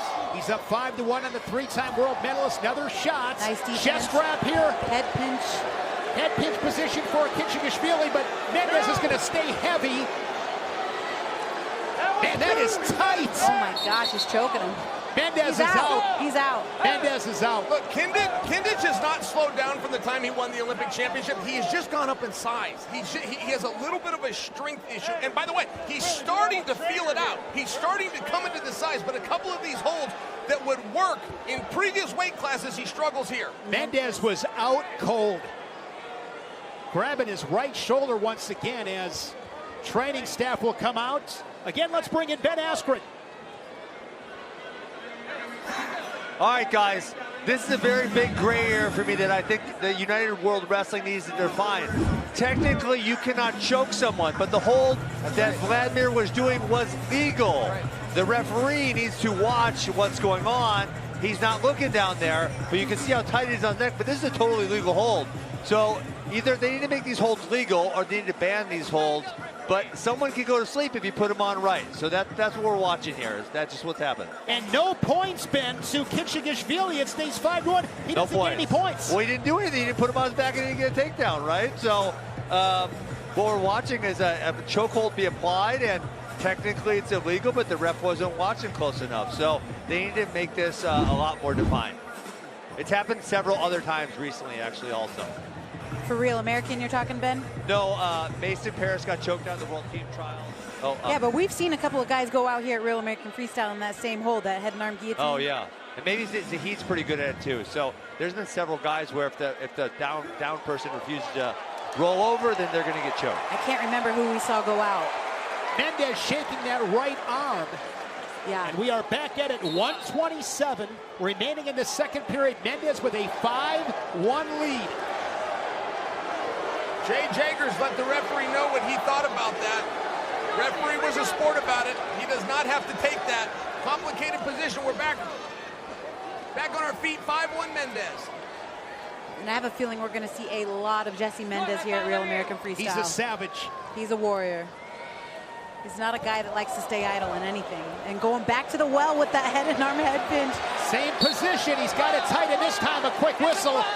And now you look at the corner of Vladimer Khinchegashvili, and they have their arms up in the air, not happy with that call. All right, if you're going to do a turn, go for it. This goes back to 1984 and the Schultz brothers, quite frankly. Listen, a front headlock is legal. It is not illegal to choke the guy out. So you've got a real balance here. What do you want to do? You want to disqualify the guy? How do you know when the guy's out? He's not out. It's a tough spot for the referee. I think blocking the action there was the right move. Low shot here from Khinchegashvili. Let's rename it. Let's call it the fox catcher instead of the head and arm.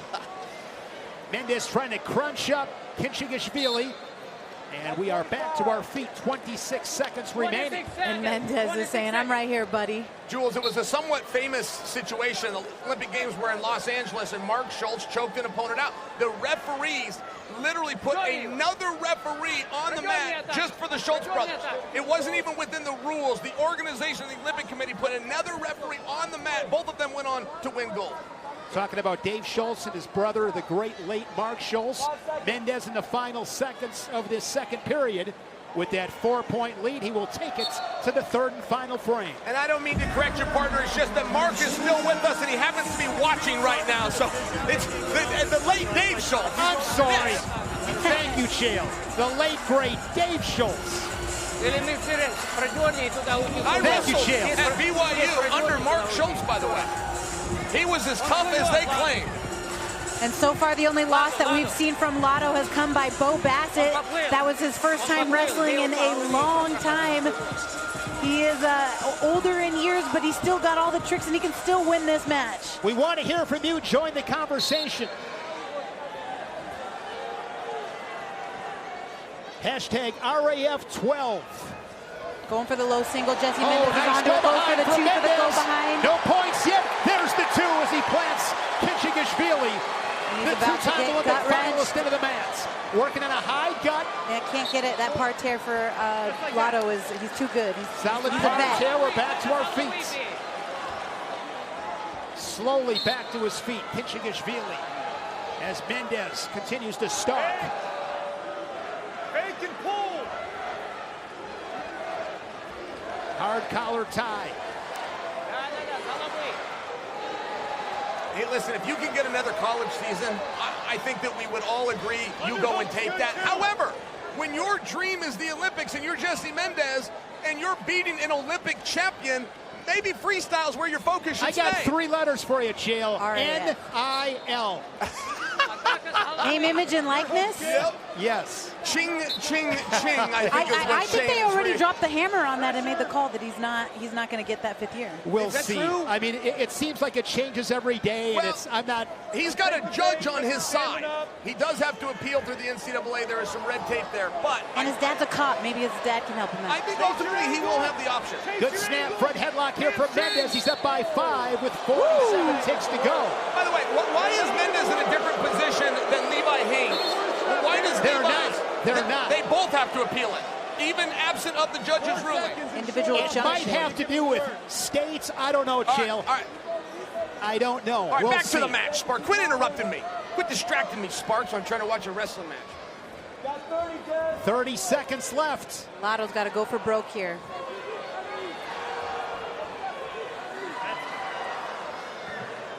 Jesse Mendez, his Real American Freestyle debut.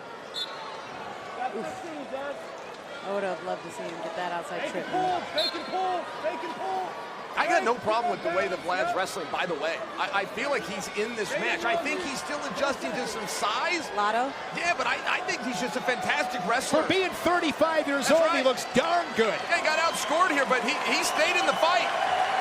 Jesse Mendez, 7-2 final. Way to come back from getting choked out like that and still win the match. It's a great debut for Jesse Mendez. 7-2. We're going to see a lot of this guy.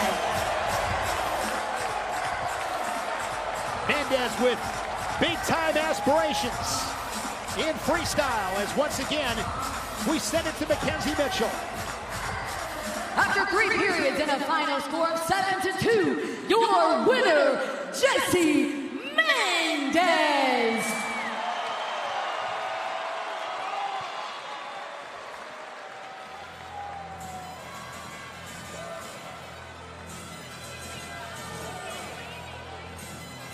Jesse, you want to be the Olympic champion.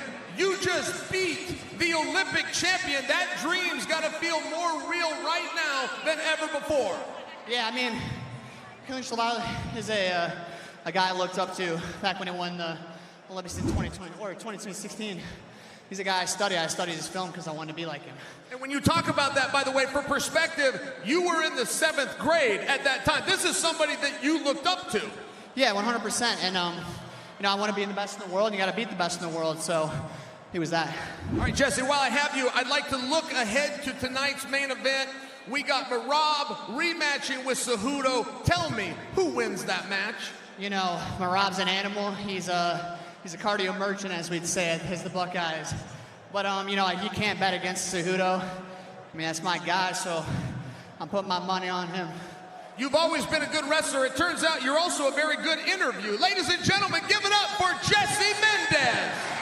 What a cool night for Jesse Mendez as he got to share the RAF stage with one of his childhood heroes, the 2016 Olympic champion, Vladimer Khinchegashvili.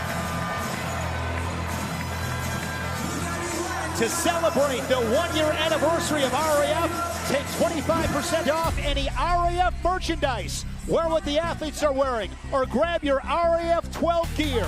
Scan the QR code to take advantage of this amazing offer. We've got some exclusive items for you guys tonight here at RAF Cleveland. Up next, a middleweight title rematch. They wrestled here in Cleveland, and RAF won one of the best matches of the first year in RAF, 10-8. Wick with a late score. It was tied 8-8. He scores it, wins it 10-8 tonight, Chapter 2.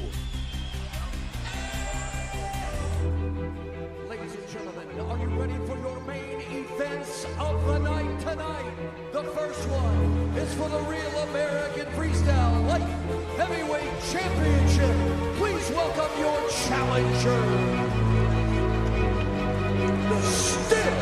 the Real American Freestyle Light Heavyweight Champion of the world. Kid, one day, that belt could be yours. This might be the coolest thing ever. Want to compete on wrestling's biggest youth stage? Tomorrow is the second official RAF Next Gen right here in Cleveland. And then when you're on to Miami in September, Vegas in October, scan that QR code now to unlock a special discount for your registration. We'll have those matches tomorrow right here on Fox Nation. I love Next Gen.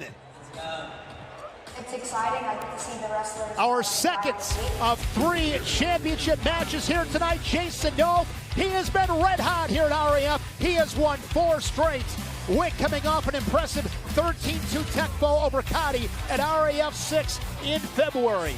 Jason Nolf and Evan Wick first met at RAF 1 in the inaugural Middleweight World title match. Wick won that tightly contested battle 10-8 to claim that championship. That belt is now vacant once again, and the 2 grapplers with 6 RAF wins, including 3 tech falls between them, again battle for gold.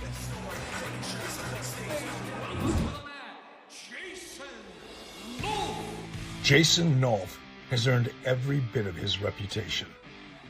One of the most creative wrestlers in America. Relentless. Aggressive. The kind of athlete who forces you to wrestle his match. But 1 year ago, right here in Cleveland, that wasn't enough. Evan Wick changed the story. There's that defense he's been hitting all day. Oh, wow. It's time to attack. And fatigue, next count of us all. There's that same shot. He's got to finish this. Real American Freestyle Middleweight World Champion, Evan.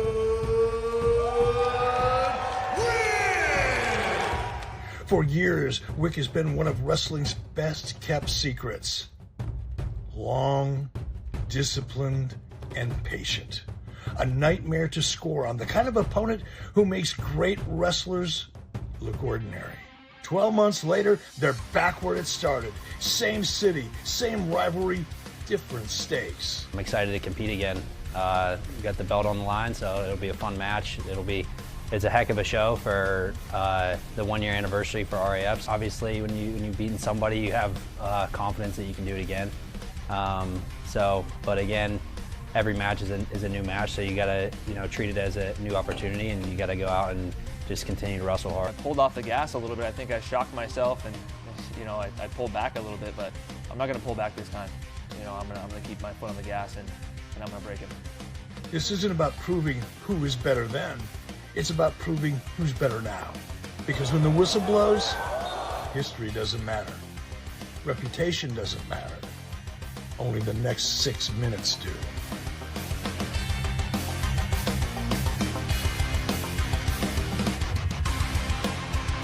Please welcome Evan Wick.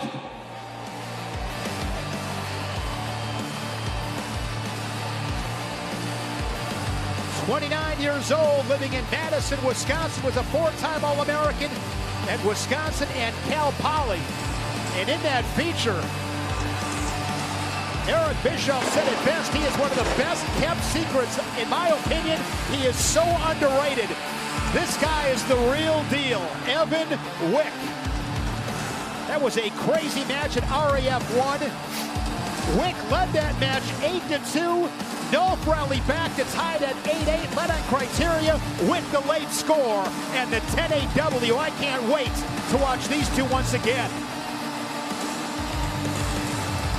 And his opponent, please welcome Jason Nolf. And since that loss to Evan Wick at RAF 1, Nolf has been amazing. Where is Jason Nolf? There he is. We've seen this from Jason Nolf. He is a man of the people. He is the people's champ. As at RAF Singlets, giving some high fives to the fans as he makes his way down to the RAF stage. Jason Nolf. I love that. 4-1 in RAF. It's so simple, but it works every time. Ding. That is a young fan who won the contest at the Fan Zone.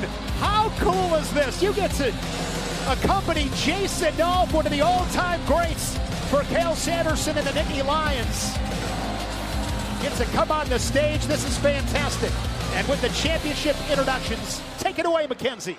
Ladies and gentlemen, the following is scheduled for 3 periods and is for the Real American Freestyle Middleweight Championship.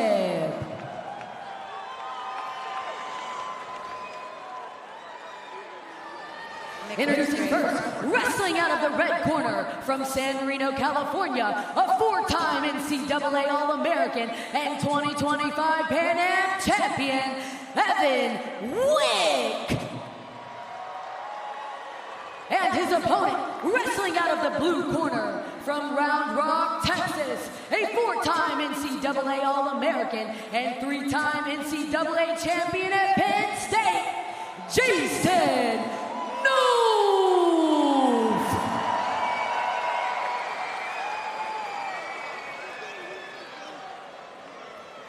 This matchup is brought to you by the United States Air Force, an official partner of Real American Freestyle. The drive behind every takedown can take you anywhere. See where you could go at airforce.com. So glad to have them as a partner here at RAF. Here we go.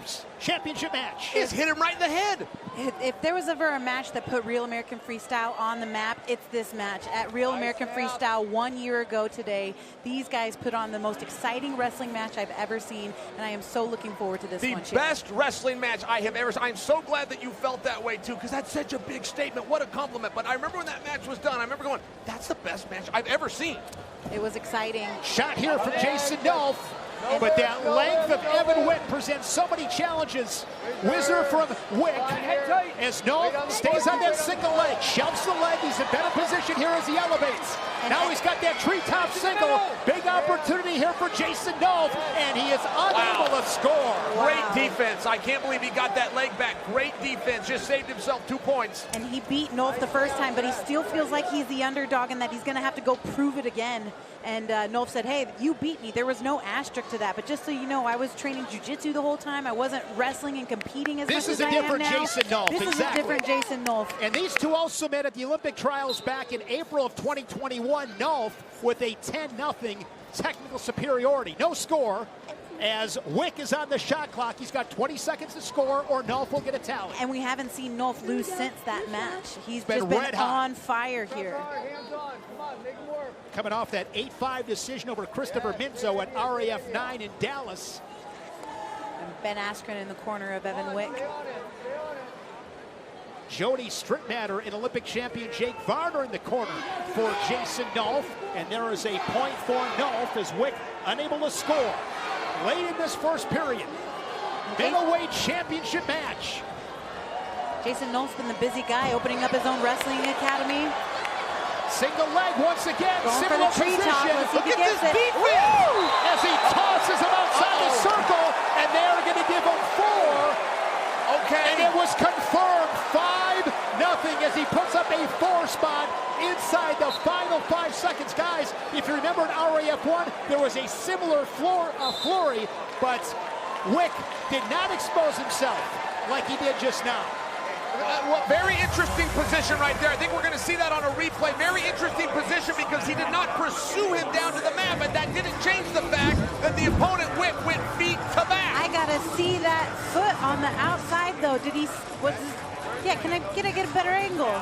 Yes. Oh, he was inside the circle. Amazing. Well, this is an all or nothing. I just share for you. I mean, if Wick was to go down to his belly. Well, you got to know when to hold him and know when to fold him, right, Chael? I mean, he would have been much better served there. Obviously, easy for us to say, just giving up the 1. Sure. Generally, when you do talk about a feet to back, you talk about a feet to back takedown. That's not actually what the rule says. That was feet to back in an unusual way. We got 5-point lead here for Jason Nolf. Great start for Jason Nolf. Nice snap down for Evan Wick. Different story in comparison to the first time these guys met a year ago at RAF 1 when it was Wick leading 8-2. I hear you, but it's still just 1 score. It's 1 score here. I mean, this is still as tight as it gets, and this time Wick's in. He needs to follow it. Oh, the defense. That would have been huge for Evan Wick. We've seen both these guys in a couple of really good defensive positions. Forward, hands on. Nolf leading at 5-0. 1:10 in the second period. More forward, Mentioned Evan. Jason Nolf runs Nolf Wrestling Academy in Austin, Texas, and soon to be Fort Worth, Texas. What a great opportunity to learn from one of the best. And Jason Nolf, he is so creative. Forward, Evan, let's go. And congratulations to him. It's not easy to open up your own academy and then train full time and focus on yourself when you're trying to focus on all these new kids that you just put into your put under your wing. Hey, Evan, walk him down. Go walk him down. You hear Ben Askren with instructions from the corner to Evan Wick. He's telling him to walk him down. He's telling him to go get him. I've always been impressed with Nolf's run here in Real American Freestyle with his conditioning, because I've always questioned it. I've always said, well, you know, he stepped away from wrestling, he's doing the jiu-jitsu. Nice. I think his conditioning's better, and I'm not certain how it got that way. I'm not certain how he can show up and defend himself for 6 hard minutes when he's not fully locked in. He's locked in right now. Boy, is he. Forward, you got to put hands on. Evan Wick is going to get a point. Now 5-1. And Jason Nolf, he did say that he's in better shape now than he was when he was competing for the Olympics. I thought those were just words, though. He actually looks like he's in better shape. I'm having a hard time figuring out how he's getting there. By the way, talk about foreshadowing. What's next for Jordan Burroughs? This outcome is also possible, by the way. Love to see those two go at it again. I've noticed nobody has called out Jordan Burroughs yet, but that might change. Let's give it a few minutes. Let's let it breathe. You're right there, okay? Put the pressure on 2 minutes. Let's go. Here, Ben Askren saying you are right there. Put the pressure on him. And here's another look at that 4-point movie. Treetops that single leg and then just launches him out of bounds. And then just hopes. He hopes he falls in that position, because if he fell on his belly, that is not a takedown. He would have just been the push out. One, yes. All right. Look, I know the score's not looking good for Team Wick right now, but to remind you, that's just one score if it's done the right way, unless Nolf gets this one. If that knee goes down, he's going to have another 2, and it's down. Wick came out aggressive.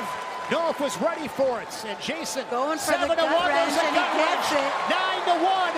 He's a turn away from a technical superiority and the RAF middleweight title. Strong in his parterre defense is Wick. And he's the champion.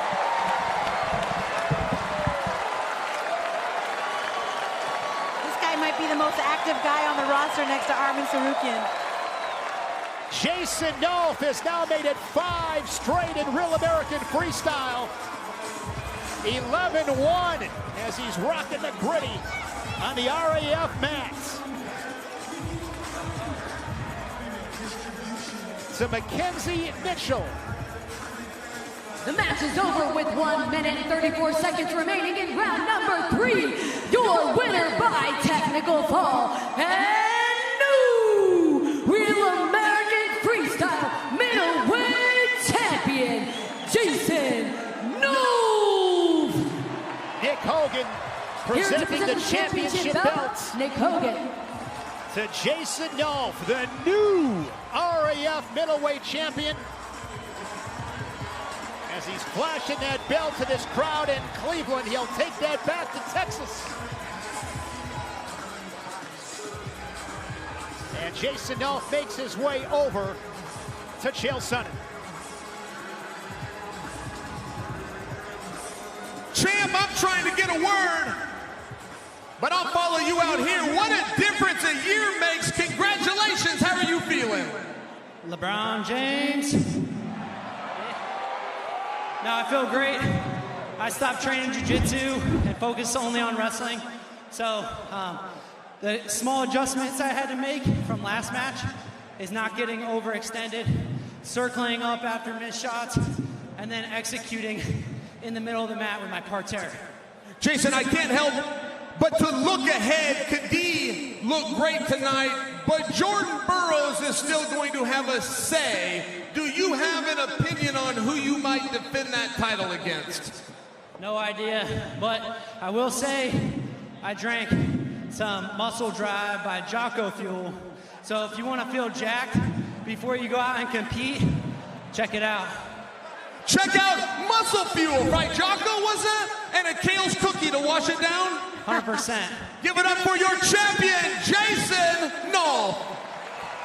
Jason Nolf does it in style to claim that championship belt. Izzy Martinez and Chad Bronstein congratulating the RAF champ. Still to come, Gable Steveson and Tony Cassiope in a heavyweight matchup. Gable Steveson, second appearance in Real American Freestyle, the 4-time All-American, 2-time national champ at Minnesota. And on his resume, the Olympic champion in 2021. There is Gable Steveson. Beat Alexander Romanov 10-0 in his first appearance in Real American Freestyle. Gable Steveson, he is something special.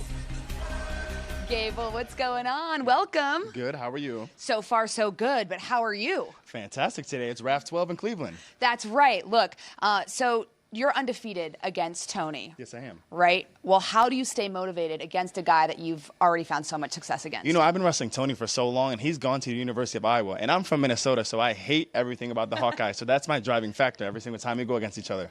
All right, well, he said yesterday that he thinks he's closed the gap against you because you've been bouncing around to other endeavors. Do you see it that way? No, I don't see it that way, but I want him to believe in himself. He believes in himself highly, and that's why I signed up to wrestle against Tony Cassiope, because I know he's going to try to give a chance when there's none. All right, well, go get him. We'll see you in there. Thank you.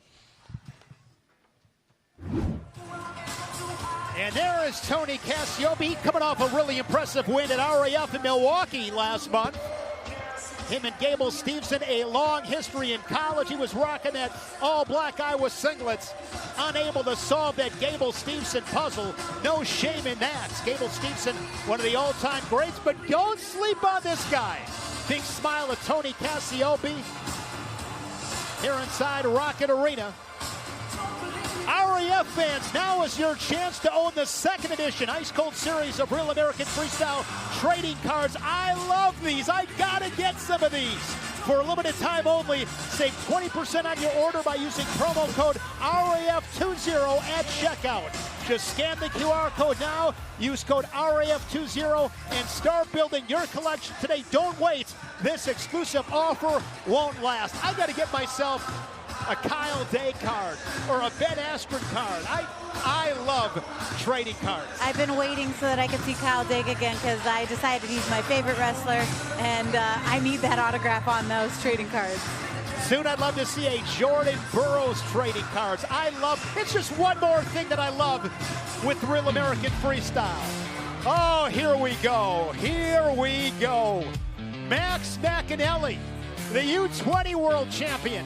And Bo Nickal, 4-time finalist, 3-time national champ at Penn State, a career record at Penn State of 120 wins and 3 losses. Bo Nickal arrived on the scene at RAF 1 and laid claim that night here in Cleveland to the first light heavyweight world title. 1 year later, he returns with an eye on a potential Cruiserweight championship opportunity.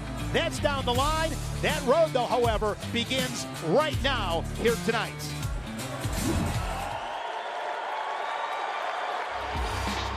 I would say I for sure crossed the line of confidence and arrogance. I do my best to always be humble and always understand that anything that I have right now can be taken away from me in a second. What has helped me to kind of combat that is focus on the work, focus on the effort every day to continue to get better and be the person that I think I am.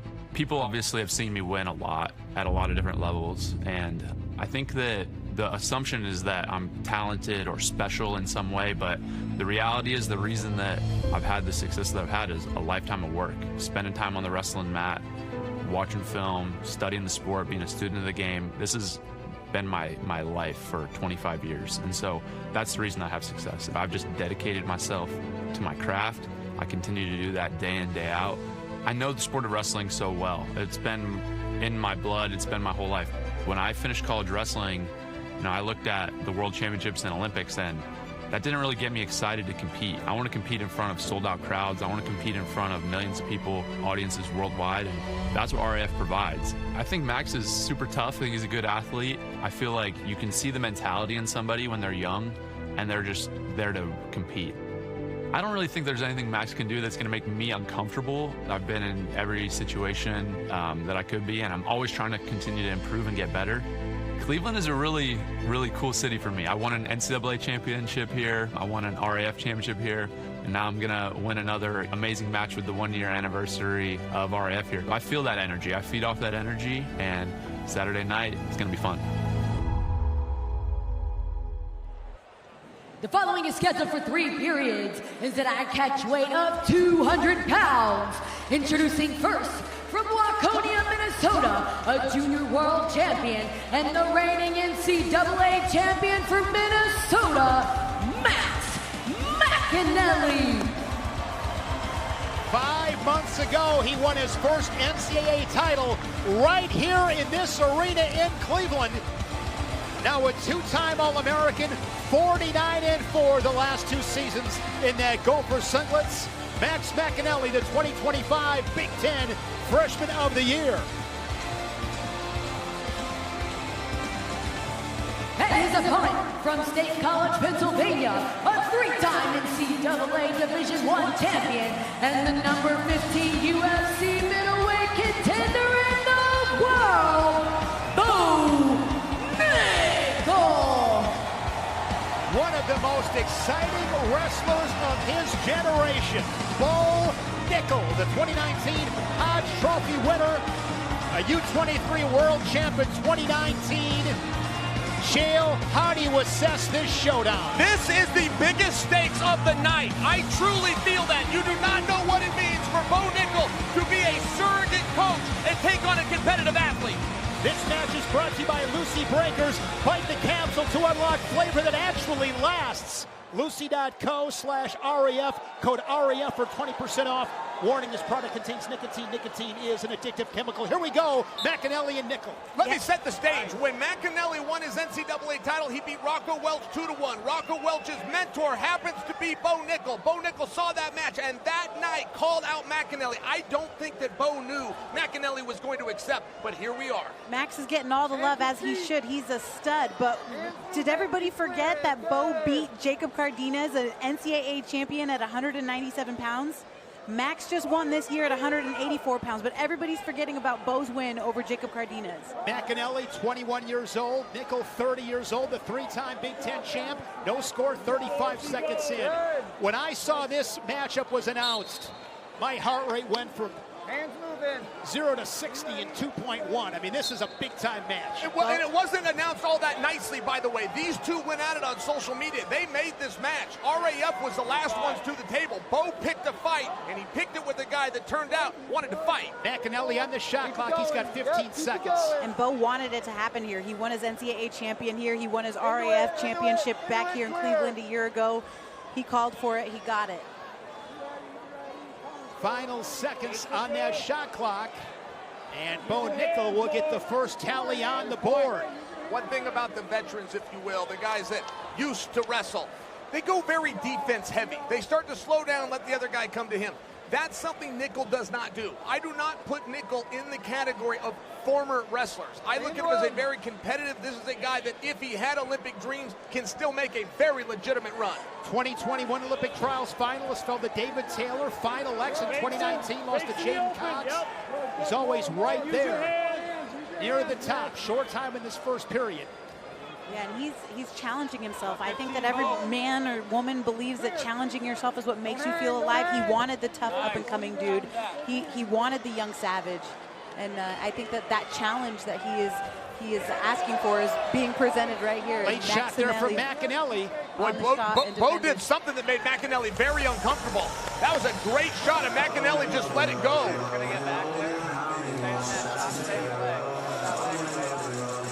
In the corner with Bo Nickal is Olympic champion Jake Varner, along with Anthony Cassar. Anthony Cassar won an NCAA title in 2019.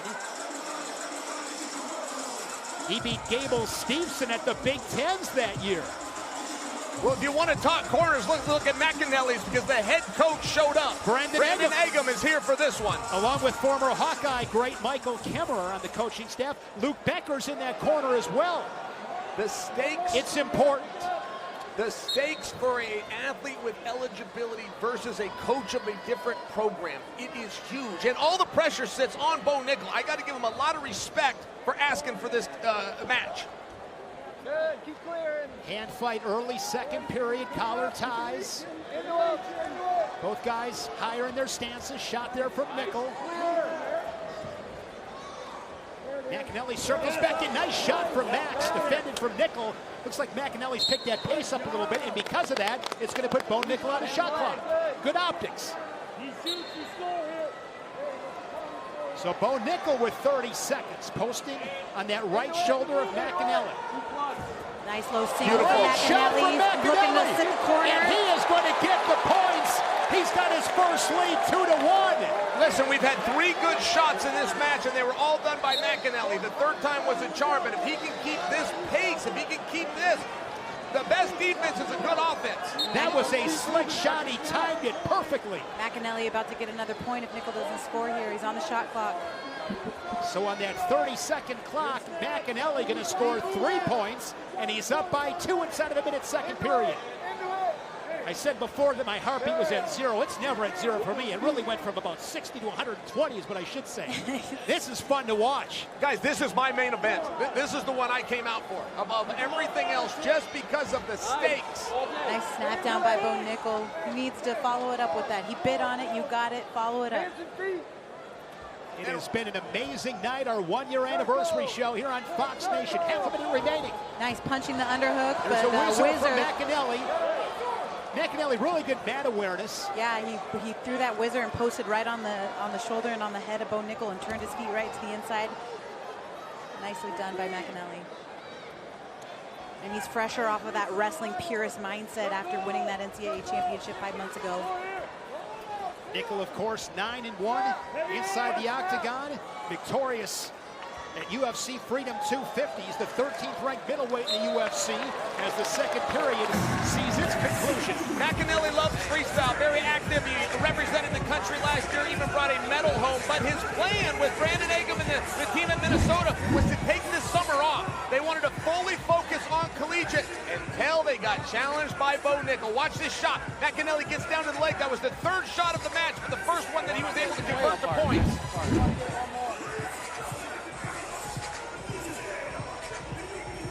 One of McEnelly's losses in the college season was to Aiden Sinclair. He's on the RAF roster. He won a U20 world title at the championships in Slovakia, along with Bo Bassett, Aaron Seidel. What a performance for Team USA. Here we go. Here's McEnelly. Oh, he had a leg.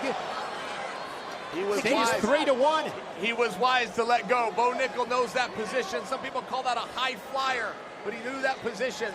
Don't get stuck there. That's where Miles Martin got pinned, just to remind you. Nice Bo Nickal's been doing that move, Chael, since he was 7 years old. Remember that interview after pinning Miles Martin? Absolutely. Right here in this building. There was a Nebraska wrestler named Corey Olson, had the pin record at 177 pounds, wrestled Kevin Randleman in the NCAA finals, an Ohio native.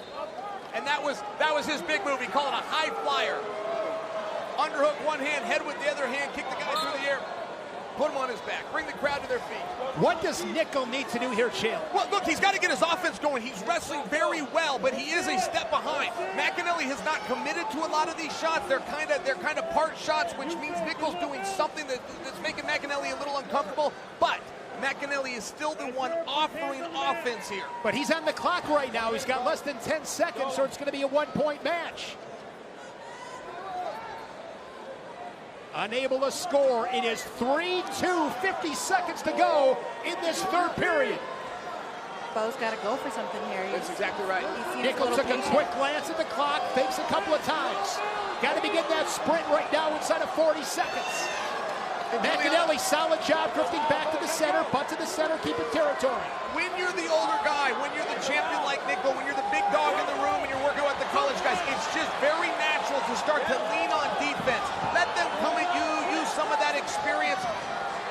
That's a problem tonight, right? To score points in a match, you're going to have to attack a guy like McEnelly. Straight on shots, one after another being fired off by Bo Nickal, but McEnelly, to his credits, good man awareness, circling back inside center. He does it once again. He's 10 seconds away. Can he hang on? He leads it 3-2. Super knock attempt for Nickal. Nickal comes back at him once again.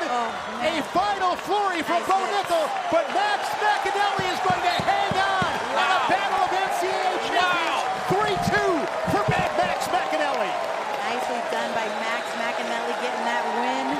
And that's a big win, probably one of the biggest wins of his career so far, would you say, James? That was a huge win. I agree. That was a fun match to watch. And McEnelly really solid in his man awareness and his defense. That was a barrage of attacks from Bo Nickal in that third period.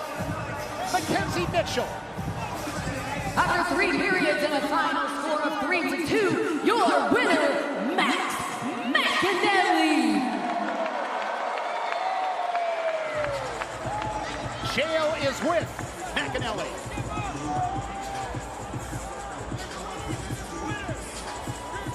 Max, the stakes for this match were huge. You had a surrogate coach of Penn State. You are a eligible wrestler. You're going to see each other with him on the sidelines. How great does this feel? Hey, there's a new star in this organization, so get ready. Coming for the belt. I want all of it. I love it. I love it. Now, I got to ask you, this match was actually started on Twitter. You defeated Rocco Welsh, who Bo corners. Bo called you out on Twitter. You accepted. I mean, I got to feel like this is a major feather in your cap right now. Yeah, he's a great wrestler. And, you know, once I saw that tweet after won the NCAAs, I was like, all right, let's do it. And so finally came, and it feels good to get the win. Your head coach, Brandon Agam, came out for this match, which just adds to how important this was. Last I talked to you, you were planning to take the summer off from freestyle and focus on college. What about Bo Nickal made you want to show up? He's a good competitor. He's one of those top-level guys, Olympic team trials finalist. So just to come out here and get my hands on a guy who's been there and who's done the things that he's done was something that I really wanted to do. Ohio, the new star in town, Max McEnelly. The reigning NCAA champion, Max McEnelly, there with his head coach of Minnesota, Brandon Agam, Izzy Martinez, as he makes his way off the RAF stage. Hey, do I have any kids in the house? Let me hear you, kids. Where you at? Tap water tasting a little off? It could be heavy metals, chlorine, or those pesky PFAS compounds. Sounds like a job for Brio. Brio captures pollutants. What's happening? And filters them out. Ah, that's better. That was a bit of an extreme reaction. The moment RAF went global. It is a great day in combat sports, as I mentioned, Juliana. In freestyle wrestling, many are saying this might be the greatest card ever. Wash all of that drama out from your last matches and just go for it. Single leg here from Kyle Snyder. That chest grab from Sajalayev. It's going to be 2 for Sajalayev, and looking to hunt down in technical superiority here in this first period. Cejudo 7-0. Wow. This one has lived up to the hype, and then some. Snyder trailed, came back with a 6-5 win. Takedown here would give him the lead. And Kyle Snyder is going to get the ball. Captain America prevails in Georgia. 9 straight unanswered by the machine. Is going to add 4 points to his lead. Crossover lightweight title on the line tonight. There he is, the machine, Merab Dvalishvili. 2-0 in Real American Freestyle, coming off that win in his native Georgia when he rallied back to beat Triple C Henry Cejudo in one of the best wrestling matches you will ever see. And there he is, Triple C with his wife. He said that loss hurts. He was humbled. He also said even though he lost, he was disappointed. That was a night that wrestling won. Can he crack the code tonight? He's 0-2 against Merab. A reminder that Real American Freestyle next come to you from Moscow, Russia on September 5th, and what a night it will be. Hamzat Chimaev was everything as advertised and more in his RAF 10 debut. He pinned Dylan Dallas in just 44 seconds. Now he returns to take on former UFC World Champion Tyron Woodley in our main event. Woodley got it done tonight plus 3 world titles are on the line in an event to remember, RAF Moscow.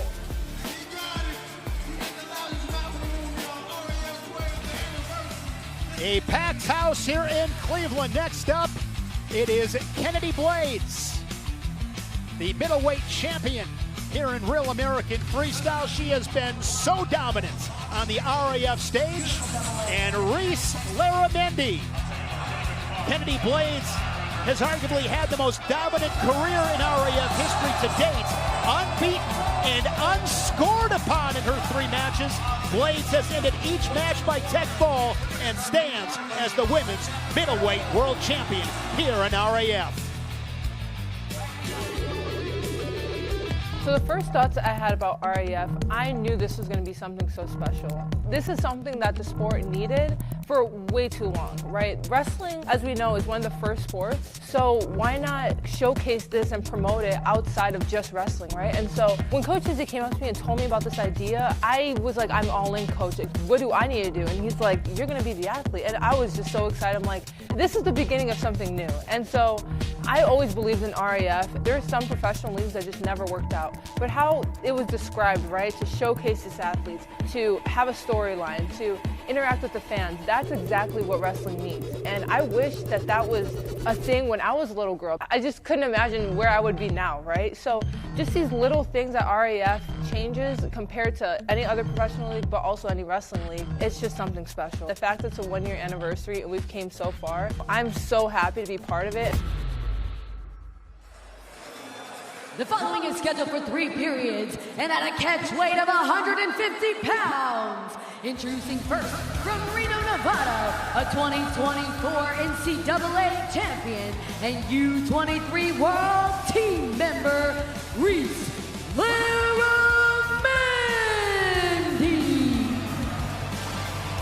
Reese Larramendi.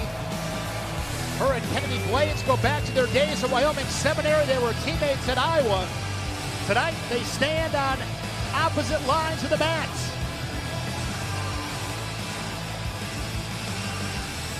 And her opponent from Chicago, Illinois, a U23 World Silver Medalist, a 2025 World Bronze Medalist, a 2024 Olympic Silver Medalist. She is the Real American Freestyle Women's Middleweight Champion,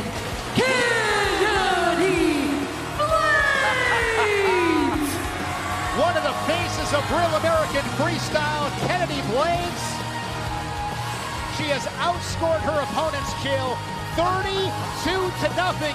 She is unscored upon, and how about this?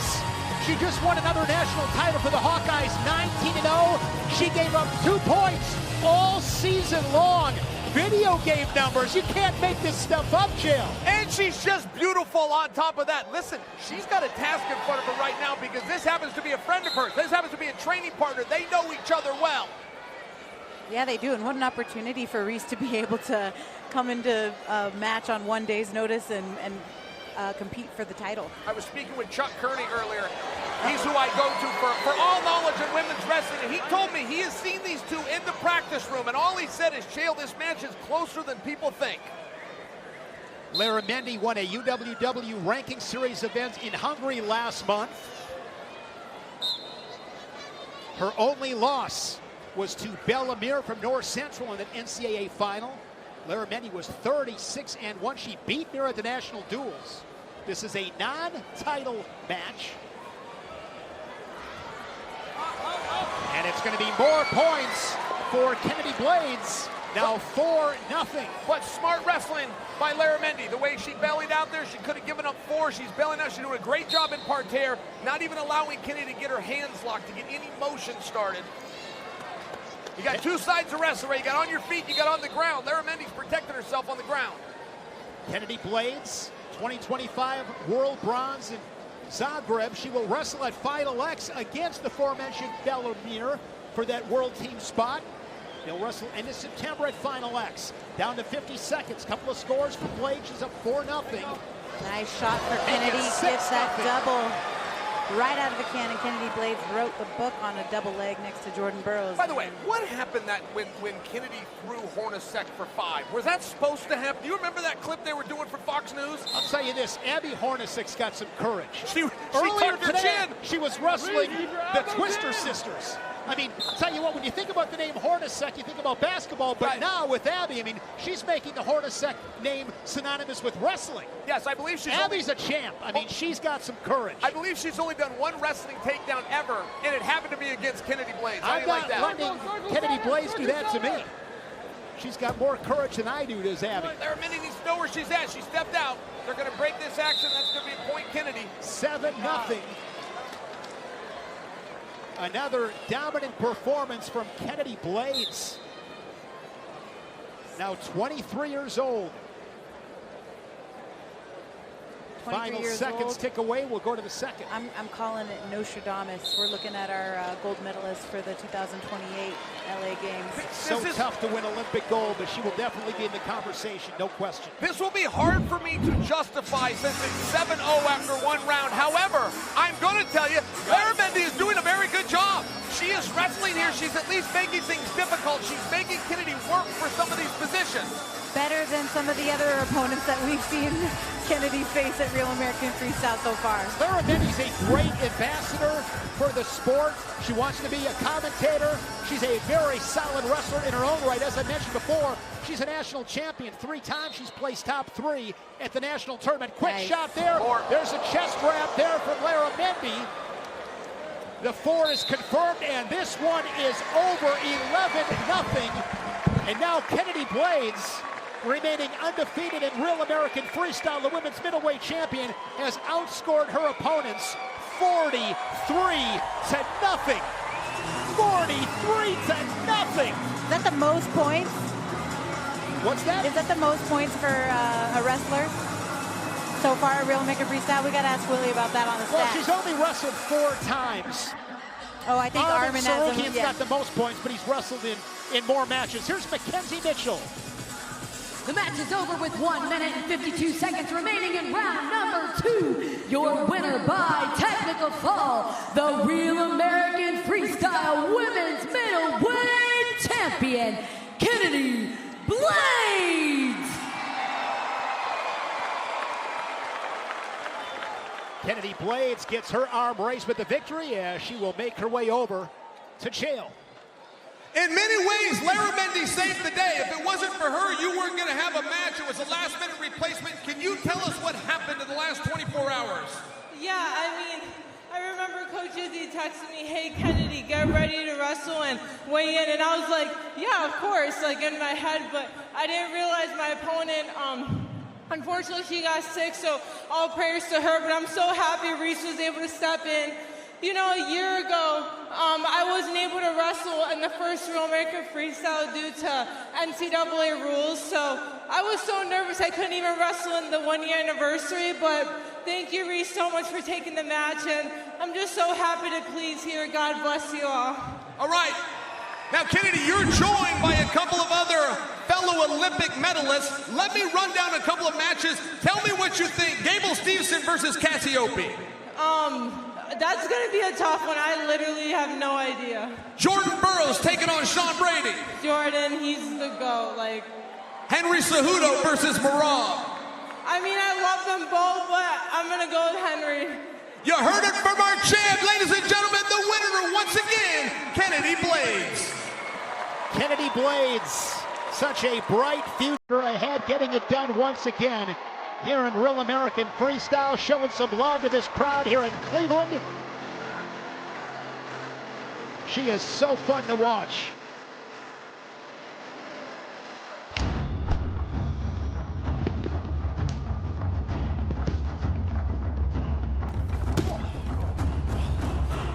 Water break.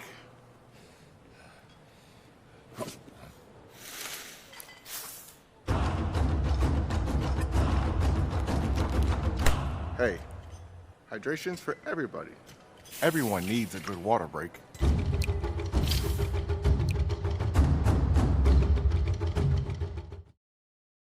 The moment RAF witnessed the impossible. Ben, 1 year ago, I get a text message. It says, did you hear about Askren? So I only died 4 times, where the ticker stopped for about 20 seconds. That was a year ago. Now you are going to compete with a world champion. This is really happening. What a story. Here comes the fun.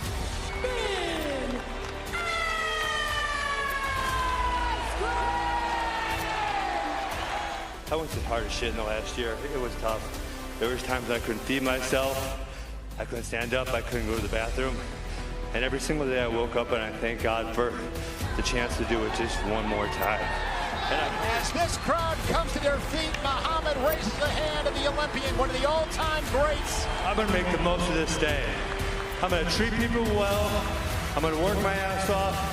And I'm going to try to make a difference in the world. I love you guys.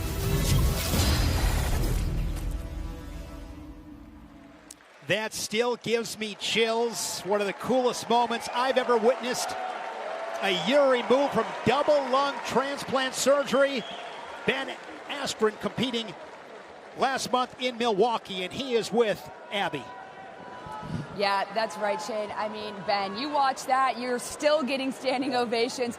We witnessed such a spectacular moment in Milwaukee. Now that you've had time to reflect on that, what is going through your mind? Man, that is, it's so hard to watch, you know, and the reflection I had was in that very first video I made for Instagram when I had that thing sticking out of my neck right there. I said one of the things that was most impactful was the support I felt from the community and everyone, and I still feel it, and it's really freaking amazing. Yeah, well, you talk about that impact that sport has had on you. When you put your shoes on the mat, oh my God, that's enough to give anyone chills. Yeah. What was that moment? What did that mean to you? I mean, the sport's done everything to me. Like, I don't know life without wrestling, and I know most of the good things I have in life are from wrestling. Why do you make me cry again? So, I'm just so grateful for the opportunity for wrestling and for the life I get to live. I'm really grateful. Yeah, well, you talk a lot about, you know, gaining greater faith and greater empathy and humility. How is the Ben Askren that's standing in front of us today different than that guy that was in the hospital? Yeah, I mean, I like the last version of myself, but just the notion of taking every day, appreciating it, having a lot of gratitude for everything, because you don't know when it's going to be gone. I mean, I was having a great day, and I went to the hospital, and I was asleep for 40 days. Like, you don't know life's going to be over. It's so short. Be thankful for all the good things you have and show the appreciation of the people around you. Absolutely. You know, you've had such an influence on so many people, young kids, adults, literally everyone, and you're not done with wrestling. You're still involved with Undiscovered. Can you tell me a little bit about that? Well, I'm never done with wrestling. Till the day I die, I'll be coaching wrestling in some way, shape, or form. I got to take part in the filming of Undiscovered. It was a lot of fun. You had 12 hungry young competitors who want their shot up here on the RAF stage. I think that's going to be a really fun kickoff to Undiscovered, and hopefully we keep it going. Very quickly, last question I have for you, Ben. What message would you have to those kids or maybe adults who are wrestling today and want to have as prolific career as you, which is very hard to do because you've had quite the career? I mean, the first thing I ever thought is I got to work really hard at this to achieve the things I want. And I remember being a little kid looking up to first the kids in the high school state finals, then the guys at the NCAAs, then the Olympics, and saying, I got a lot of work ahead of me. So I'd say you're going to take some ass whippings, be okay with it, show up every day ready to work hard. Amen. Well, you're the best. God bless you, Ben. Thank you so much. Shane, I mean, such an awesome experience. Always spending time with Ben. Gets better and better every time. Absolutely. Continues to inspire us all. Great perspective. And continues to leave his mark on our great sport. Undiscovered. Another super cool thing with Real American Freestyle. The search for the next RAF superstar. Streaming exclusively right here on Fox Nation, September 18th, 2026.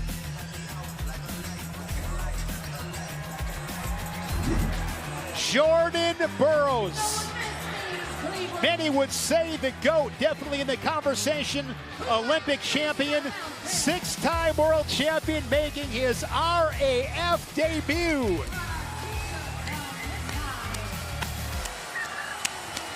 This guy has done it all. Great career at Nebraska, won a couple of national titles. Won that Olympic title in 2012. 6-time world champion and a 9-time world medalist. 3 bronze medals to go along with those 6 world gold medals. What a career it's been. He has carried the flag for wrestling here in the United States.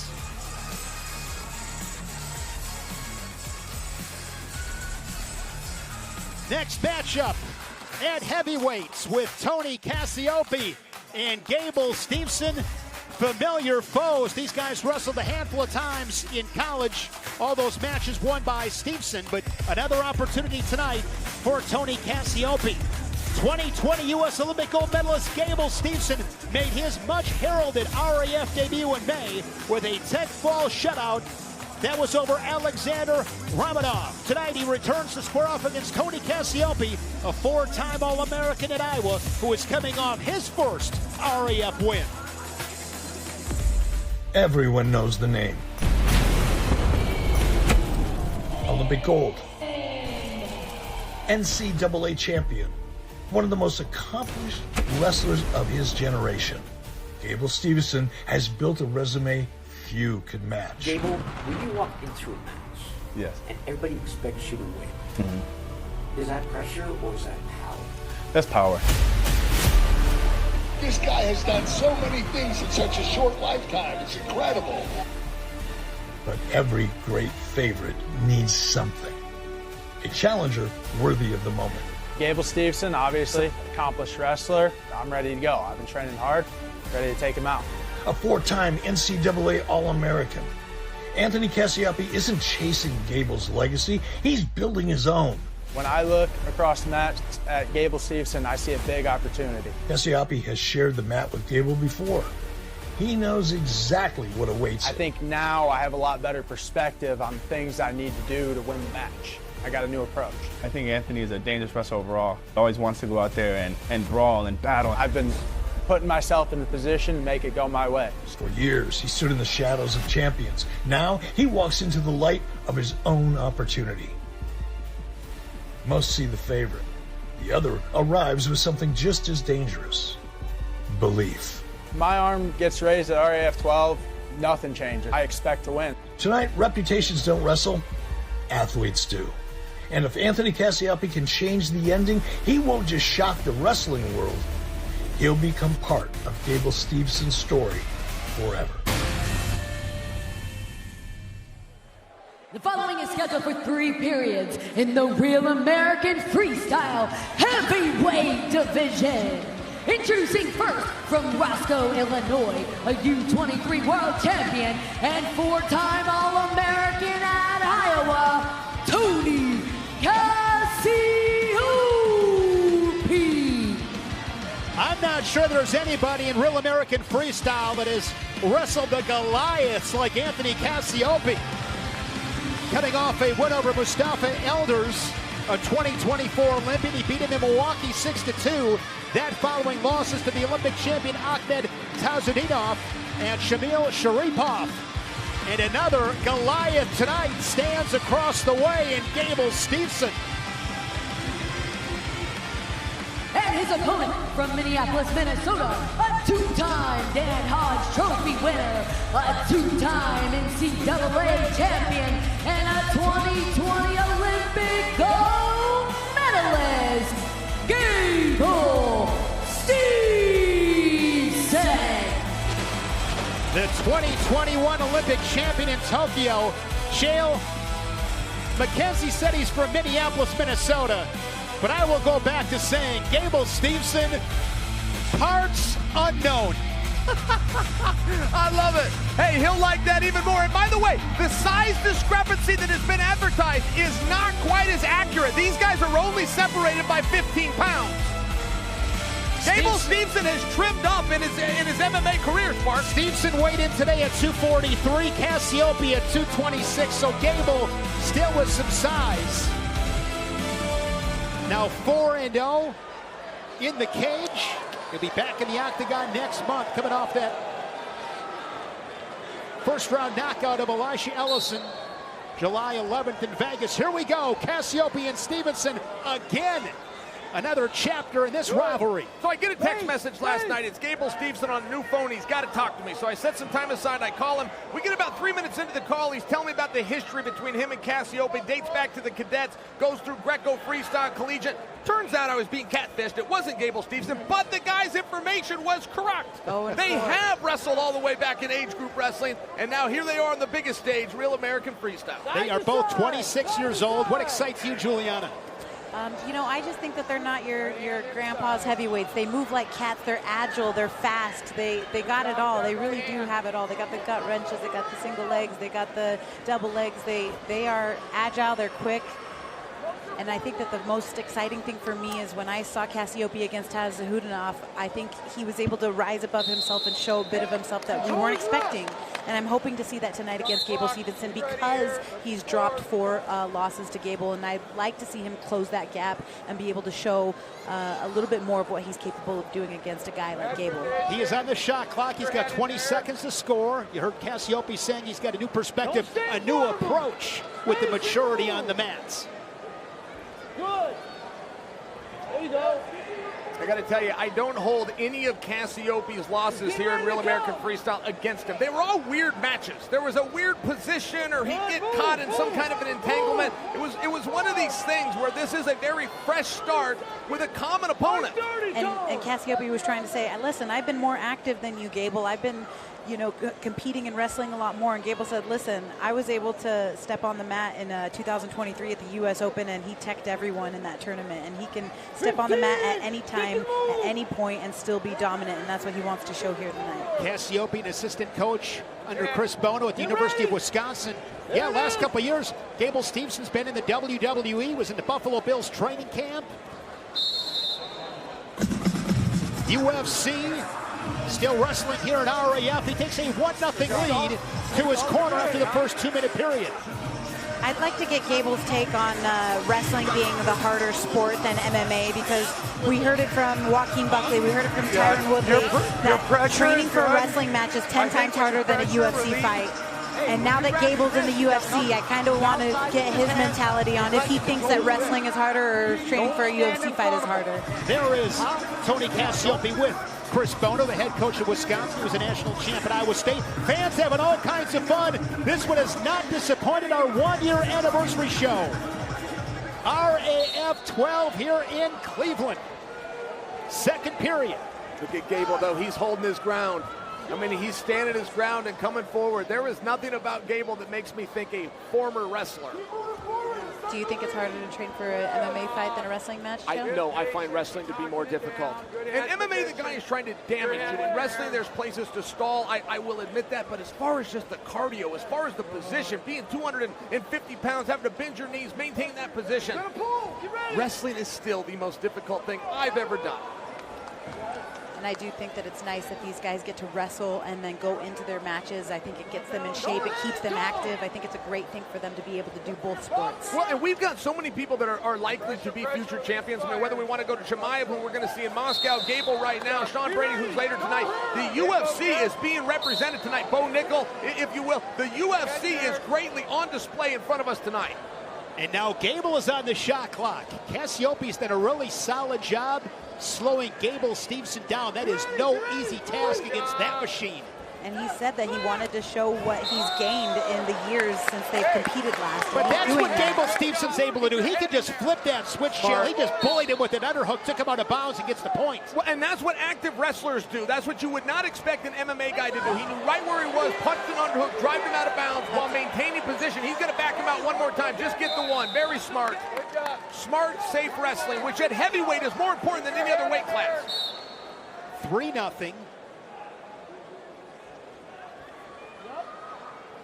But when he got that step out, he was on the shot clock, and obviously that erased that shot clock. So that's the advantage there when you're on that clock if you can score.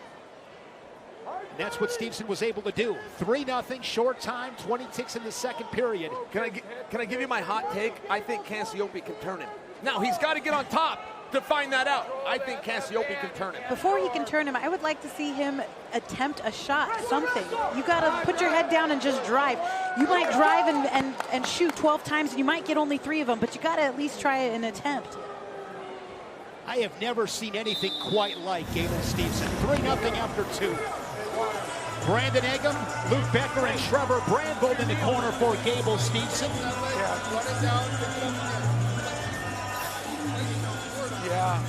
Couple of Minnesota national champs on display tonight in McEnelly, and now Gable Stevenson. Look at that underhook. He just what he's looking for. flips a switch, brings that power. Here's a single leg. You keep your head in there like you're doing. Walks Cassiope to the boundary and adds to his lead. Knows where he's at, though. It's one of those things you can't push all your weight. You can't give up. We've seen that in other positions tonight. The David Carr match, for example. You've got to really know where you're at in those leverage positions. A great job by Gable Stevenson. Slap of the hands, and here we go, period 3.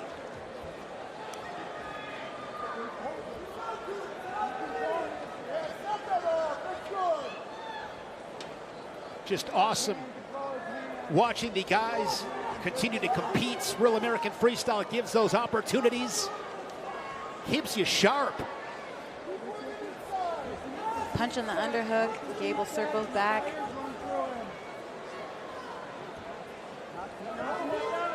Gable up 3-0. Cassiope has got to go to him. One thing about Gable is no opponent has ever been able to make conditioning a weapon against him. Eye poke. And I think that that's a big surprise. You know, for a guy in heavyweight that's focused on other sports, that was a compliment that we gave Jason Nolf earlier tonight. But Gable always shows up like a professional. He never backs down. We don't get 5 minutes in and all of a sudden he's done wrestling. How slick was that? Lightning quick with that leg attack. Take his time right now. Got a lot of real estate inside. Let's see if he finishes it. No, he's just going to go for the push. It's very smart. That's veteran wrestling. 1 point at a time is all Gable's done tonight. Death by 1,000 paper cuts, 4-0. Just very strategic match tactics. But notice the way he's breathing. I mean, Gable, he's just fine. He is no more fatigued than Cassiope. Both of these guys showed up completely professional, looking like wrestlers. If Cassiope had a game plan, I wonder what it was, because I haven't seen him try to get any offense off. It's so hard. You know, Gable is so strong. He looks to me just so strong. He's holding that position. You're going to try to fight through those hands. You're going to get to those tree trunks of legs. It's one of these things where wrestlers, Juliana, will oftentimes look for that perfect shot. And there is no perfect shot. You fire a shot to set up the shot. Okay, well, if you're not going to be hard-pressed and hard-nosed wrestling, then at least be technical and try to get something technique-wise. Gable Stevenson gets a takedown. Referee did not like that. I think he was just trying to add a little showmanship. I think he's being misunderstood right now, but the referee did not like that. This is Gable Stevenson's world, and we're all just living in it. Gable Stevenson now 2-0 in Real American Freestyle. Another shutout, 6-0 for the Olympic champ and a UFC superstar.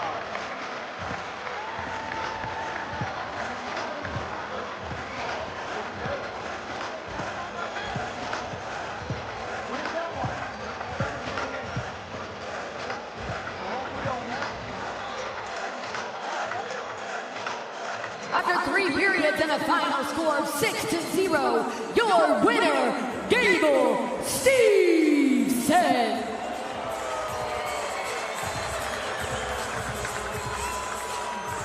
Shale standing by with Gable.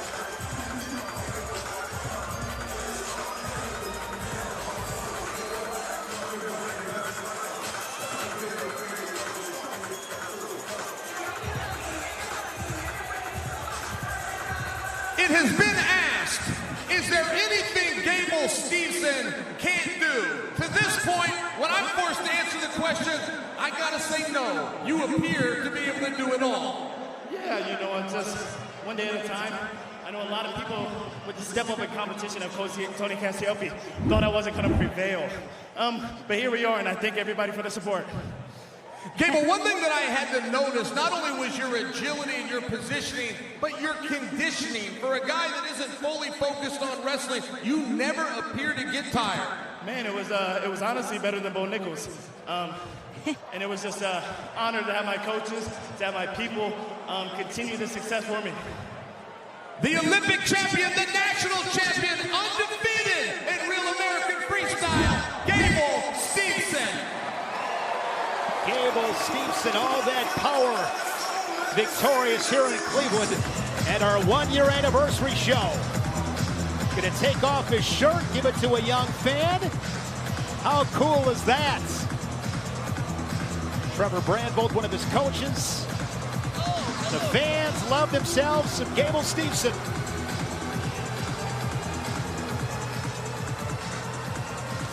Tap water tasting a little off? It could be heavy metals, chlorine, or those pesky PFAS compounds. Brio captures pollutants and filters them out. The Earth is 70% water and 30% land. But the entire sky belongs to us.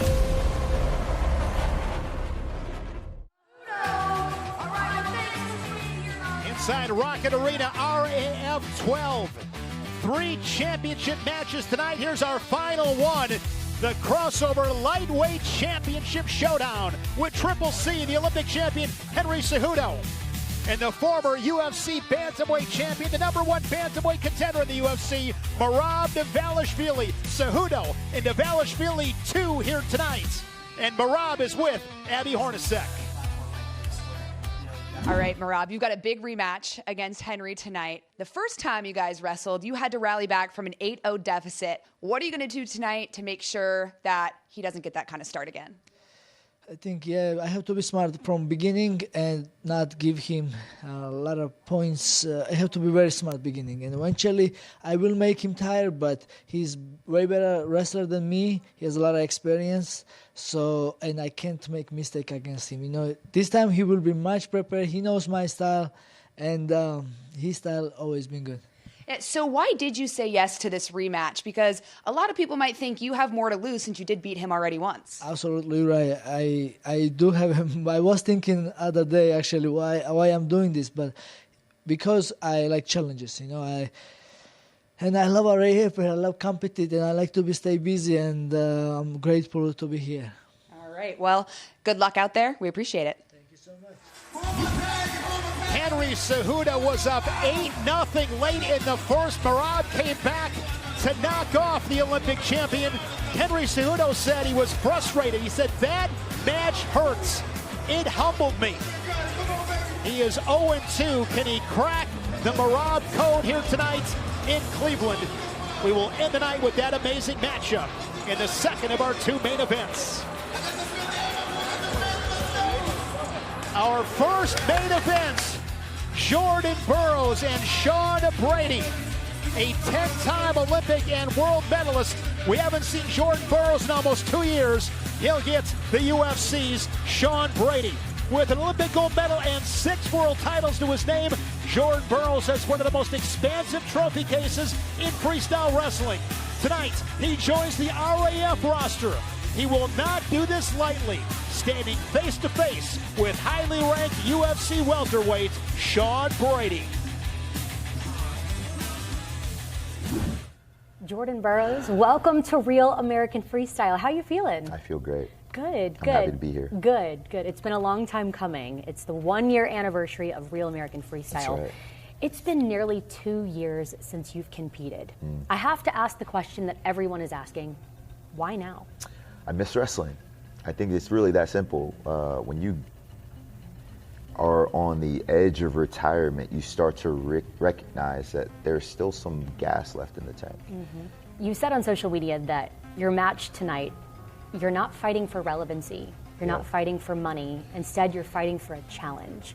What is it about Sean Brady that he brings to the mat, or a skill or a test for you that will happen tonight at RAF Cleveland? All the things. He's younger, he's bigger, he's stronger, he is in his prime, right? He's got a competition coming up very shortly, and he's hungry. The odds are definitely stacked against me, but I love a challenge, and like I said, it's why wouldn't I take an opportunity like this to wrestle one of the best to ever do it? Whether I win or lose, I'm still winning out of this whole thing. You have a big UFC fight coming up November 7th. Yep. Has any of this training for RAF gone hand in hand with your UFC training? Yeah, I'm a grappler. It's not straight straight wrestling, but I am a grappler. I'm always trying to get somebody down when I'm fighting them, and this is just crossed right over into that. What does it mean to you to be on the 1-year anniversary card of RAF? We've seen the growth of RAF as a whole. What does it mean to you and the significance of being on this card tonight? It's an honor. Being with Jordan and all these other amazing athletes that are on here that are not fighters, they're wrestlers, just to be a part of this and be the co-main event, it's massive. Well, Sean, thank you so much. Thank you. Good luck tonight. Appreciate it.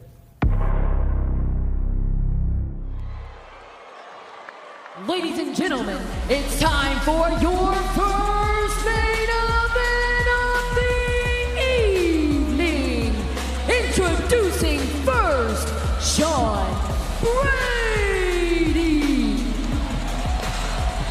The 33-year-old from Philadelphia, PA, training at Marquez MMA in Philly, Sean Brady, making his RAF debut. An elite grappler. He's beaten some of the best in the world, names like Craig Jones, Richie Martinez.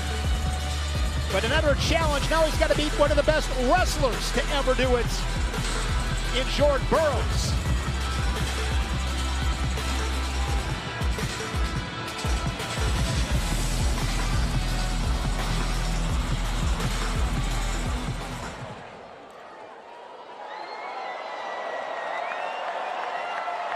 And please welcome his opponent, Jordan Burroughs.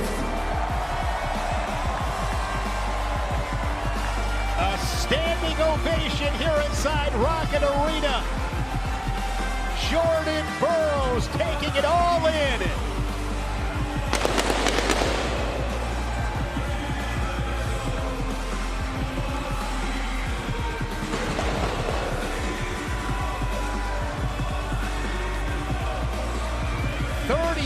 Years young, one of the greatest of all time. With main event introductions, back to Mackenzie.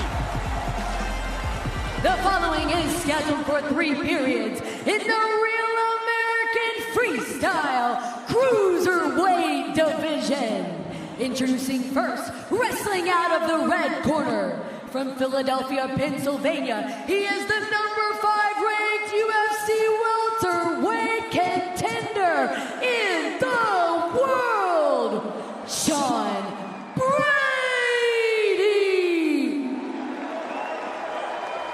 And his opponent, wrestling out of the blue corner, from Morristown, New Jersey, a 10-time Olympic and world medalist, a 6-time world champion, and a 2012 Olympic champion, Jordan Burroughs.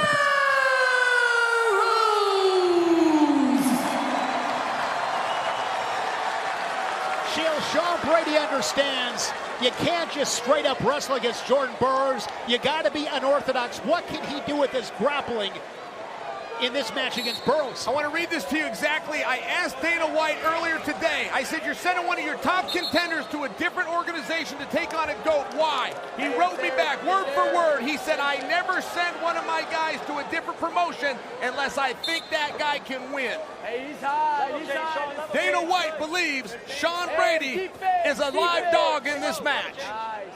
You tell me that doesn't change things. He's a dog, no doubt about it. 19-2 pro record, 9-2 in the UFC. Oh, that was half a foot. Step out. Burroughs on the board, 1-0. Jordan Burroughs' brand is consistently winning at the highest level, and that is what makes him great. Always winning. Haven't seen him in almost 2 years. Wrestled at the World Championships in 2024. Got his first world title back in 2011, the Olympic gold in 2012. He has maintained excellence for so long. Wrestling leader John Bardis hosted Olympic Camp 2024. He invited me. I went and watched. I got to see Jordan wrestle. Oh, there's that double leg. Picking him up. He's got him up in the air, and then it's going to be 5 for Jordan Burroughs. 5 points. It is 5, the man official, and the judge went 5. All right, 5 it is. Look at those Superman shoes that Jordan Burroughs is wearing. Those are sick. You know that Superman was born right here in Cleveland. Jordan Burroughs is Superman. Superman in a wrestling match. I should have known you were a comic book nerd, Sparks. I am not. should have known. I am not, Shale. I am not a comic book guy, but I love Superman. I've only seen one 5-point double leg in my life We've prior seen two to this. 5-point moves tonight. 5 bombs all night. Real American Freestyle. What's up? That double leg from Jordan Burroughs. That thing is just pretty. I got to watch Jordan wrestle live with guys like Kyle Schneider, with guys like Jake Varner, just matchups that you never think that you would see. And I will tell you, I never fully understood from a technical standpoint how advanced he is until I got to see him in those workouts. He understands wrestling. It's not just athleticism with JB. And David Carr was training with him leading up to his match tonight, and he said he feels like steel but moves like a cat. He darts back in with an attack, going to get a point on the step out. Now 7-0. Yeah, he's incredible. He said that wrestling was knocking on his heart and that he was getting the pressure from Chad and from Izzy to get back inside here and to wrestle for us. And thank God that those guys are persistent and great at their jobs because we finally have it. Hey, Brady's walking him down, man. Brady's not giving up in this match. He's just behind. Jordan Burroughs and his wife Lauren, with 5 children, believe that is Beacon. One of his sons in the corner, along with David Carr in the corner. Here's that double leg. All right. Bacon. And I got a feeling that could be our Air Force flight of the night. That gets my vote. Burroughs Airlines. Hey, let's go. Real American Freestyle traditionally will crown one athlete with the praise of Athlete of the Night. Who would that be at this point? Do you know how many great performances we have seen tonight? And we're not done, by the way. Tyron Woodley impressed me. Yes, wow. I love that. Big. Jason Nolf impressed me. I would probably go with Jason Nolf. At this point? At this sure. point. I wouldn't rule out Kennedy Blades, though. You go. And we still got to move. Look at that dog. Look at that re-attack as he plants him down the floor. And this one is over. Nice. Jordan Burroughs in his return, 11-0. Jordan Burroughs, I'll tell you this, Juliana, he still got it. Heck yeah, and I'm so excited. Maybe we get to see somebody give him some more trouble over there in Moscow in a couple of weeks.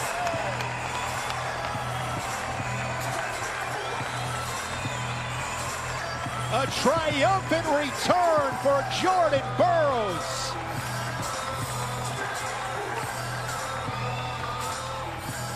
He is probably the most complete package in the history of wrestling, Shane. Insane athleticism, fine, check. The match is over with 1 minute and 44 seconds remaining in round number 2. Your winner by technical fall, Jordan Burroughs.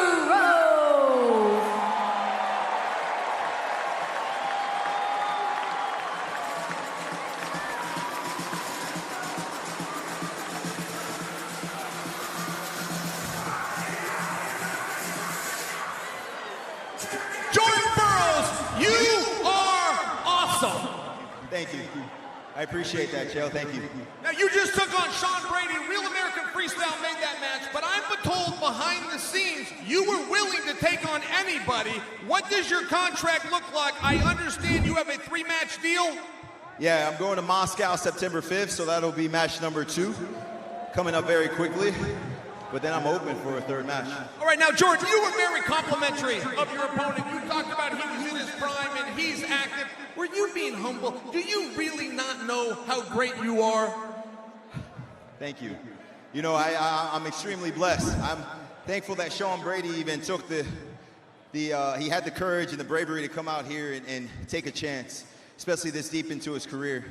I'm blessed. Thank you. Now, you are one of the great advocates and one of the great faces ever for wrestling, but wrestling, in just a moment, is about to be challenged. We have an Olympic champion that fell to a guy from a different sport. Is Henry Cejudo going to get this back?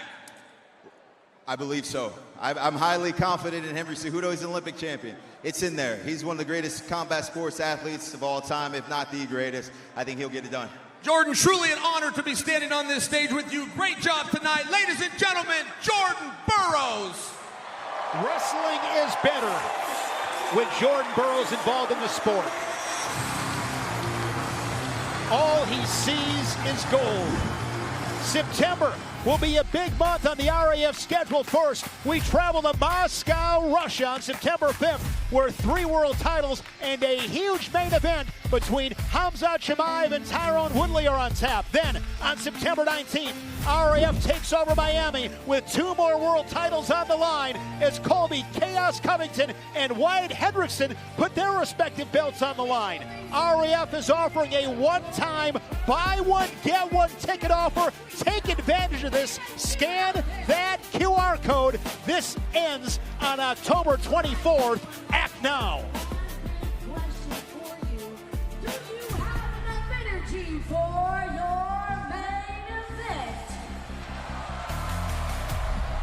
Our second main event, Henry Cejudo and Merab Dvalishvili. They met 6 weeks ago in Tbilisi, Georgia. Merab was down 8-0 and came back and got the W.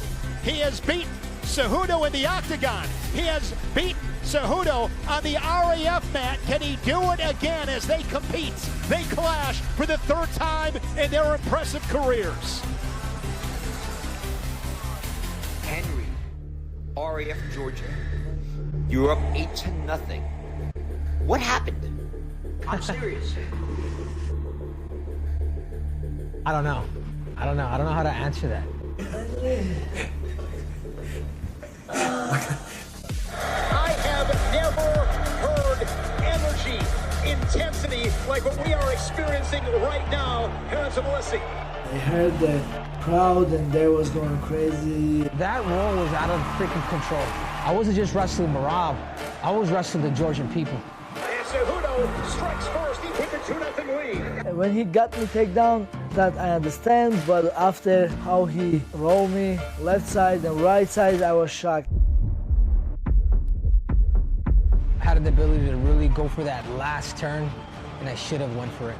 It was almost over. Yeah, anytime you're up 8-0, you know, you should be going for the kill. And particularly if you're in really, really good shape. I always fight until end. Single leg from Merab. It's now a 5-point match. He's got the takedown. It is 8-5. It is definite. Luckily, I was able to do my takedowns. That's how I win the fight. I am like so pissed off that they hadn't even seen the match. Once down 8-0. Was nearly teched in that first period. I got to give it to Merab because that dude is a machine. You believe it? Merab and that's the Dvalishvili. Knocks off Cejudo again.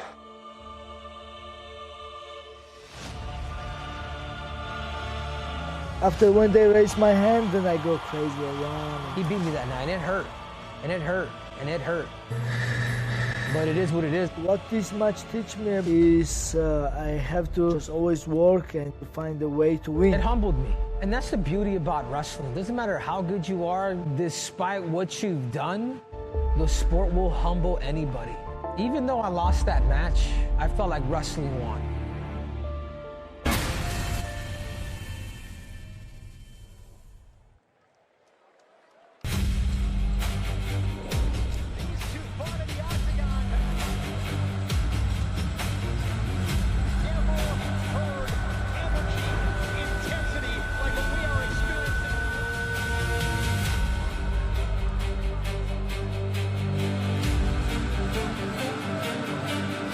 Ladies and gentlemen, it's time for your final main event of the evening. Please welcome Henry Cejudo.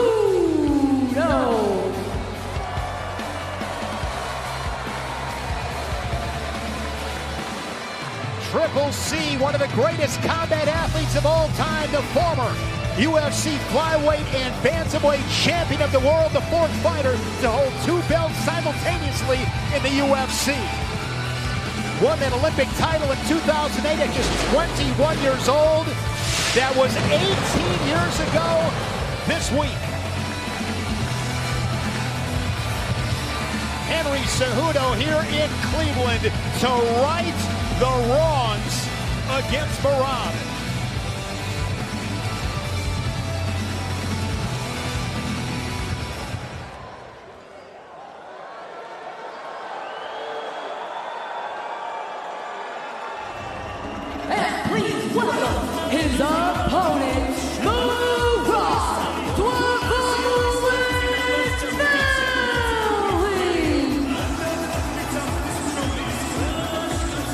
the Machine, the former UFC Bantamweight champion, the #1 Bantamweight contender in the UFC. Him and Peter Yan, the trilogy fight coming up this October. But tonight, he has Henry Cejudo in his sights. Can he do it again? The 35-year-old, the first Georgian-born champion in UFC history.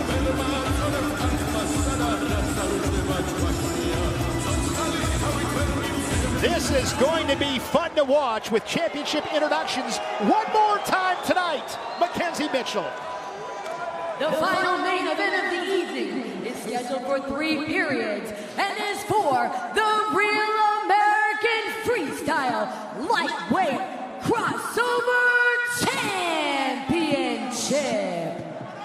Introducing first, wrestling out of the red corner from Phoenix, Arizona, a 2-division UFC champion and a 2008 Olympic champion, Henry Cejudo.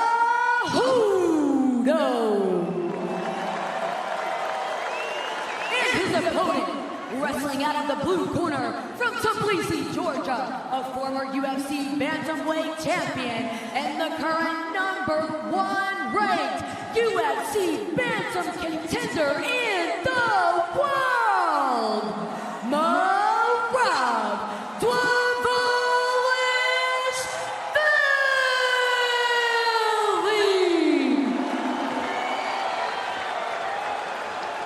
This main event matchup is brought to you by Brio, the official water partner of Real American Freestyle. Get clean, refreshing water and ice on demand. Use code RAF20 for 20% off at BrioWater.com. Guys, short time scoring is so important. Remember in that first encounter, Cejudo was up 8-0. Merab got that takedown in the final seconds of the first, and that match turned on a dime. And that really made Merab so mad, he said that he did not want to let Henry score early on him in this match. Oh, nice attack. But it looks like that might be the case again as Henry flips him over here. Holy cow. Chill. Yeah, Merab better move. He better move. You said it. Henry Cejudo's got Merab on his back. He got him. He gets the fall. Wrestling wins. Now tonight, wrestling wins. I did not agree with Henry's previous statement. I thought wrestling was on the hot seat. Tonight, wrestling wins. Cejudo has finally cracked the Merab code. There's a smile from Merab. Henry Cejudo not messing around tonight. And Henry Cejudo is your RAF crossover lightweight champion. Gets the 4-point throw, and he's got that right arm trapped. He's going to make an adjustment. Gets perpendicular and squeezes the Georgian to the RAF mat and gets the fall and the title. Mackenzie Mitchell. With a fall in 36 seconds, your winner and new Real American Freestyle Lightweight Crossover Champion, Henry Cejudo.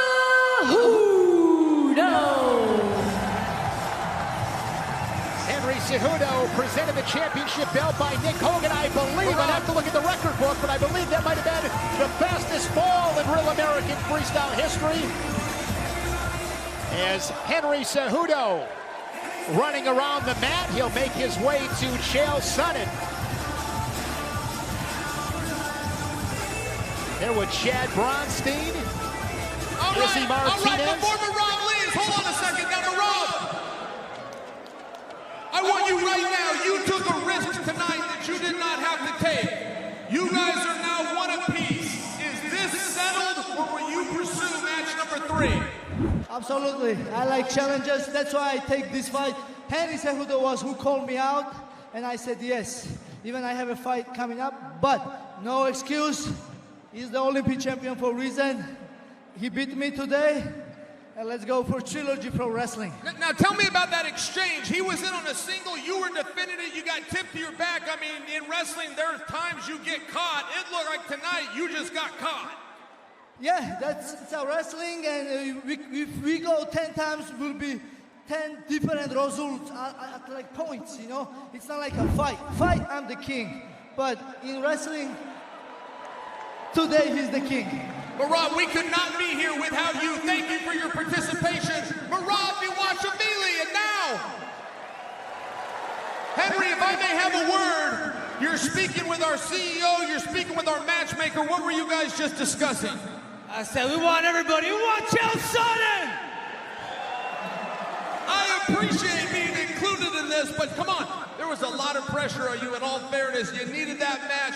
All respect to Merab. I have to think you're feeling pretty good right now. Oh, 100%. Dude, Merab is a machine. And a little bit of wild loss, even the first time. Chael, I've been fighting for 13 years on my feet, you know, and I took the L from him. But this time around, I knew that I had to go out there. I went out to upstate New York, over there in Amsterdam at Mule Fitness, and I was able to get this victory. Now tell me about the exchange. You were in on a single. He was defending it just right, but you got him over to his back. Were you feeling some resistance there? Yeah, a little bit. I knew that he wasn't necessarily scrambling.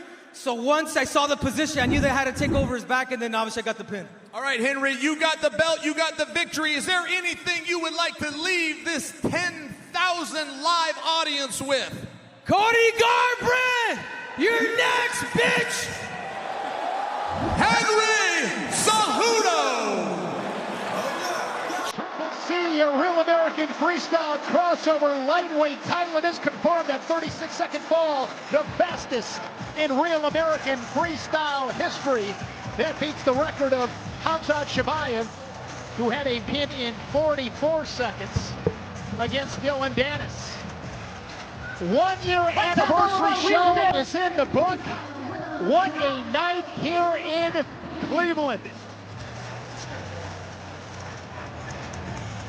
The Air Force flight of the night. Jason Nolf and Evan Wick. He's got that treetop single leg and just pushes him out of bounds. And that was feet to back for the 4-point move. Jason Nolf, who got the technical superiority, and he is your middleweight champion, a division that lost to Wick and RAF won. An amazing card tonight, Julian and Chael.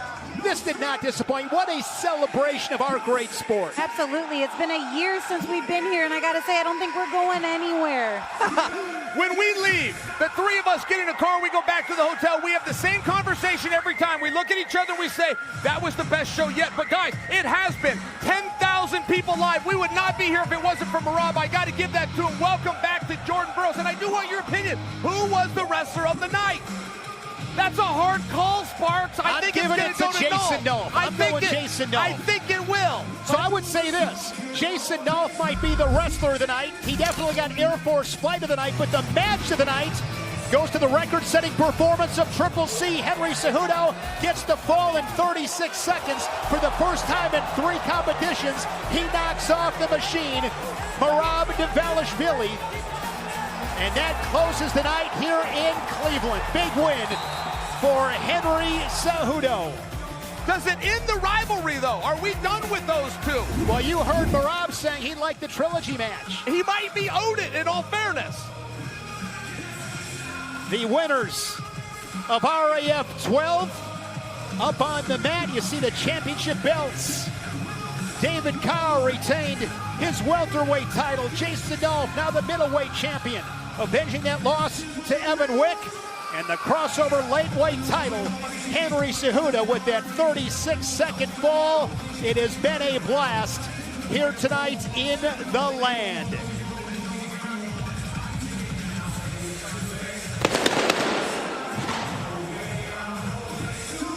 Looking forward to kicking off year 2 in Moscow, Russia, as the confetti falls here inside Rocket Arena. Huge congratulations to Chad Bronstein, Izzy Martinez, Eric Bischoff, the entire Real American Freestyle team. It has been fast and furious in Real American Freestyle's year 1. The best, I will promise you this, the best is yet to come.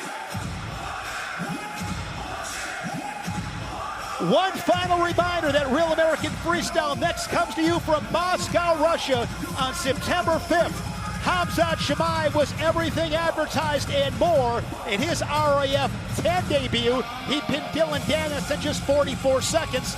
Now he returns to take on former UFC World Champion Tyron Woodley in our main event. Woodley with that come-from-behind win tonight in Cleveland over Joaquin Buckley. Plus, we'll have 3 world titles on the line, an event sure to be remembered. It is RAF Moscow on September 5th.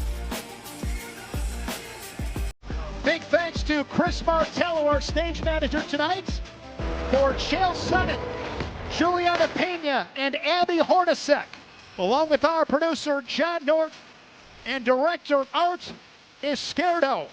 Our fantastic RAF production crew, I'm Shane Sparks saying good night from Cleveland. We'll see you next on September 5th at RAF Moscow. Good night.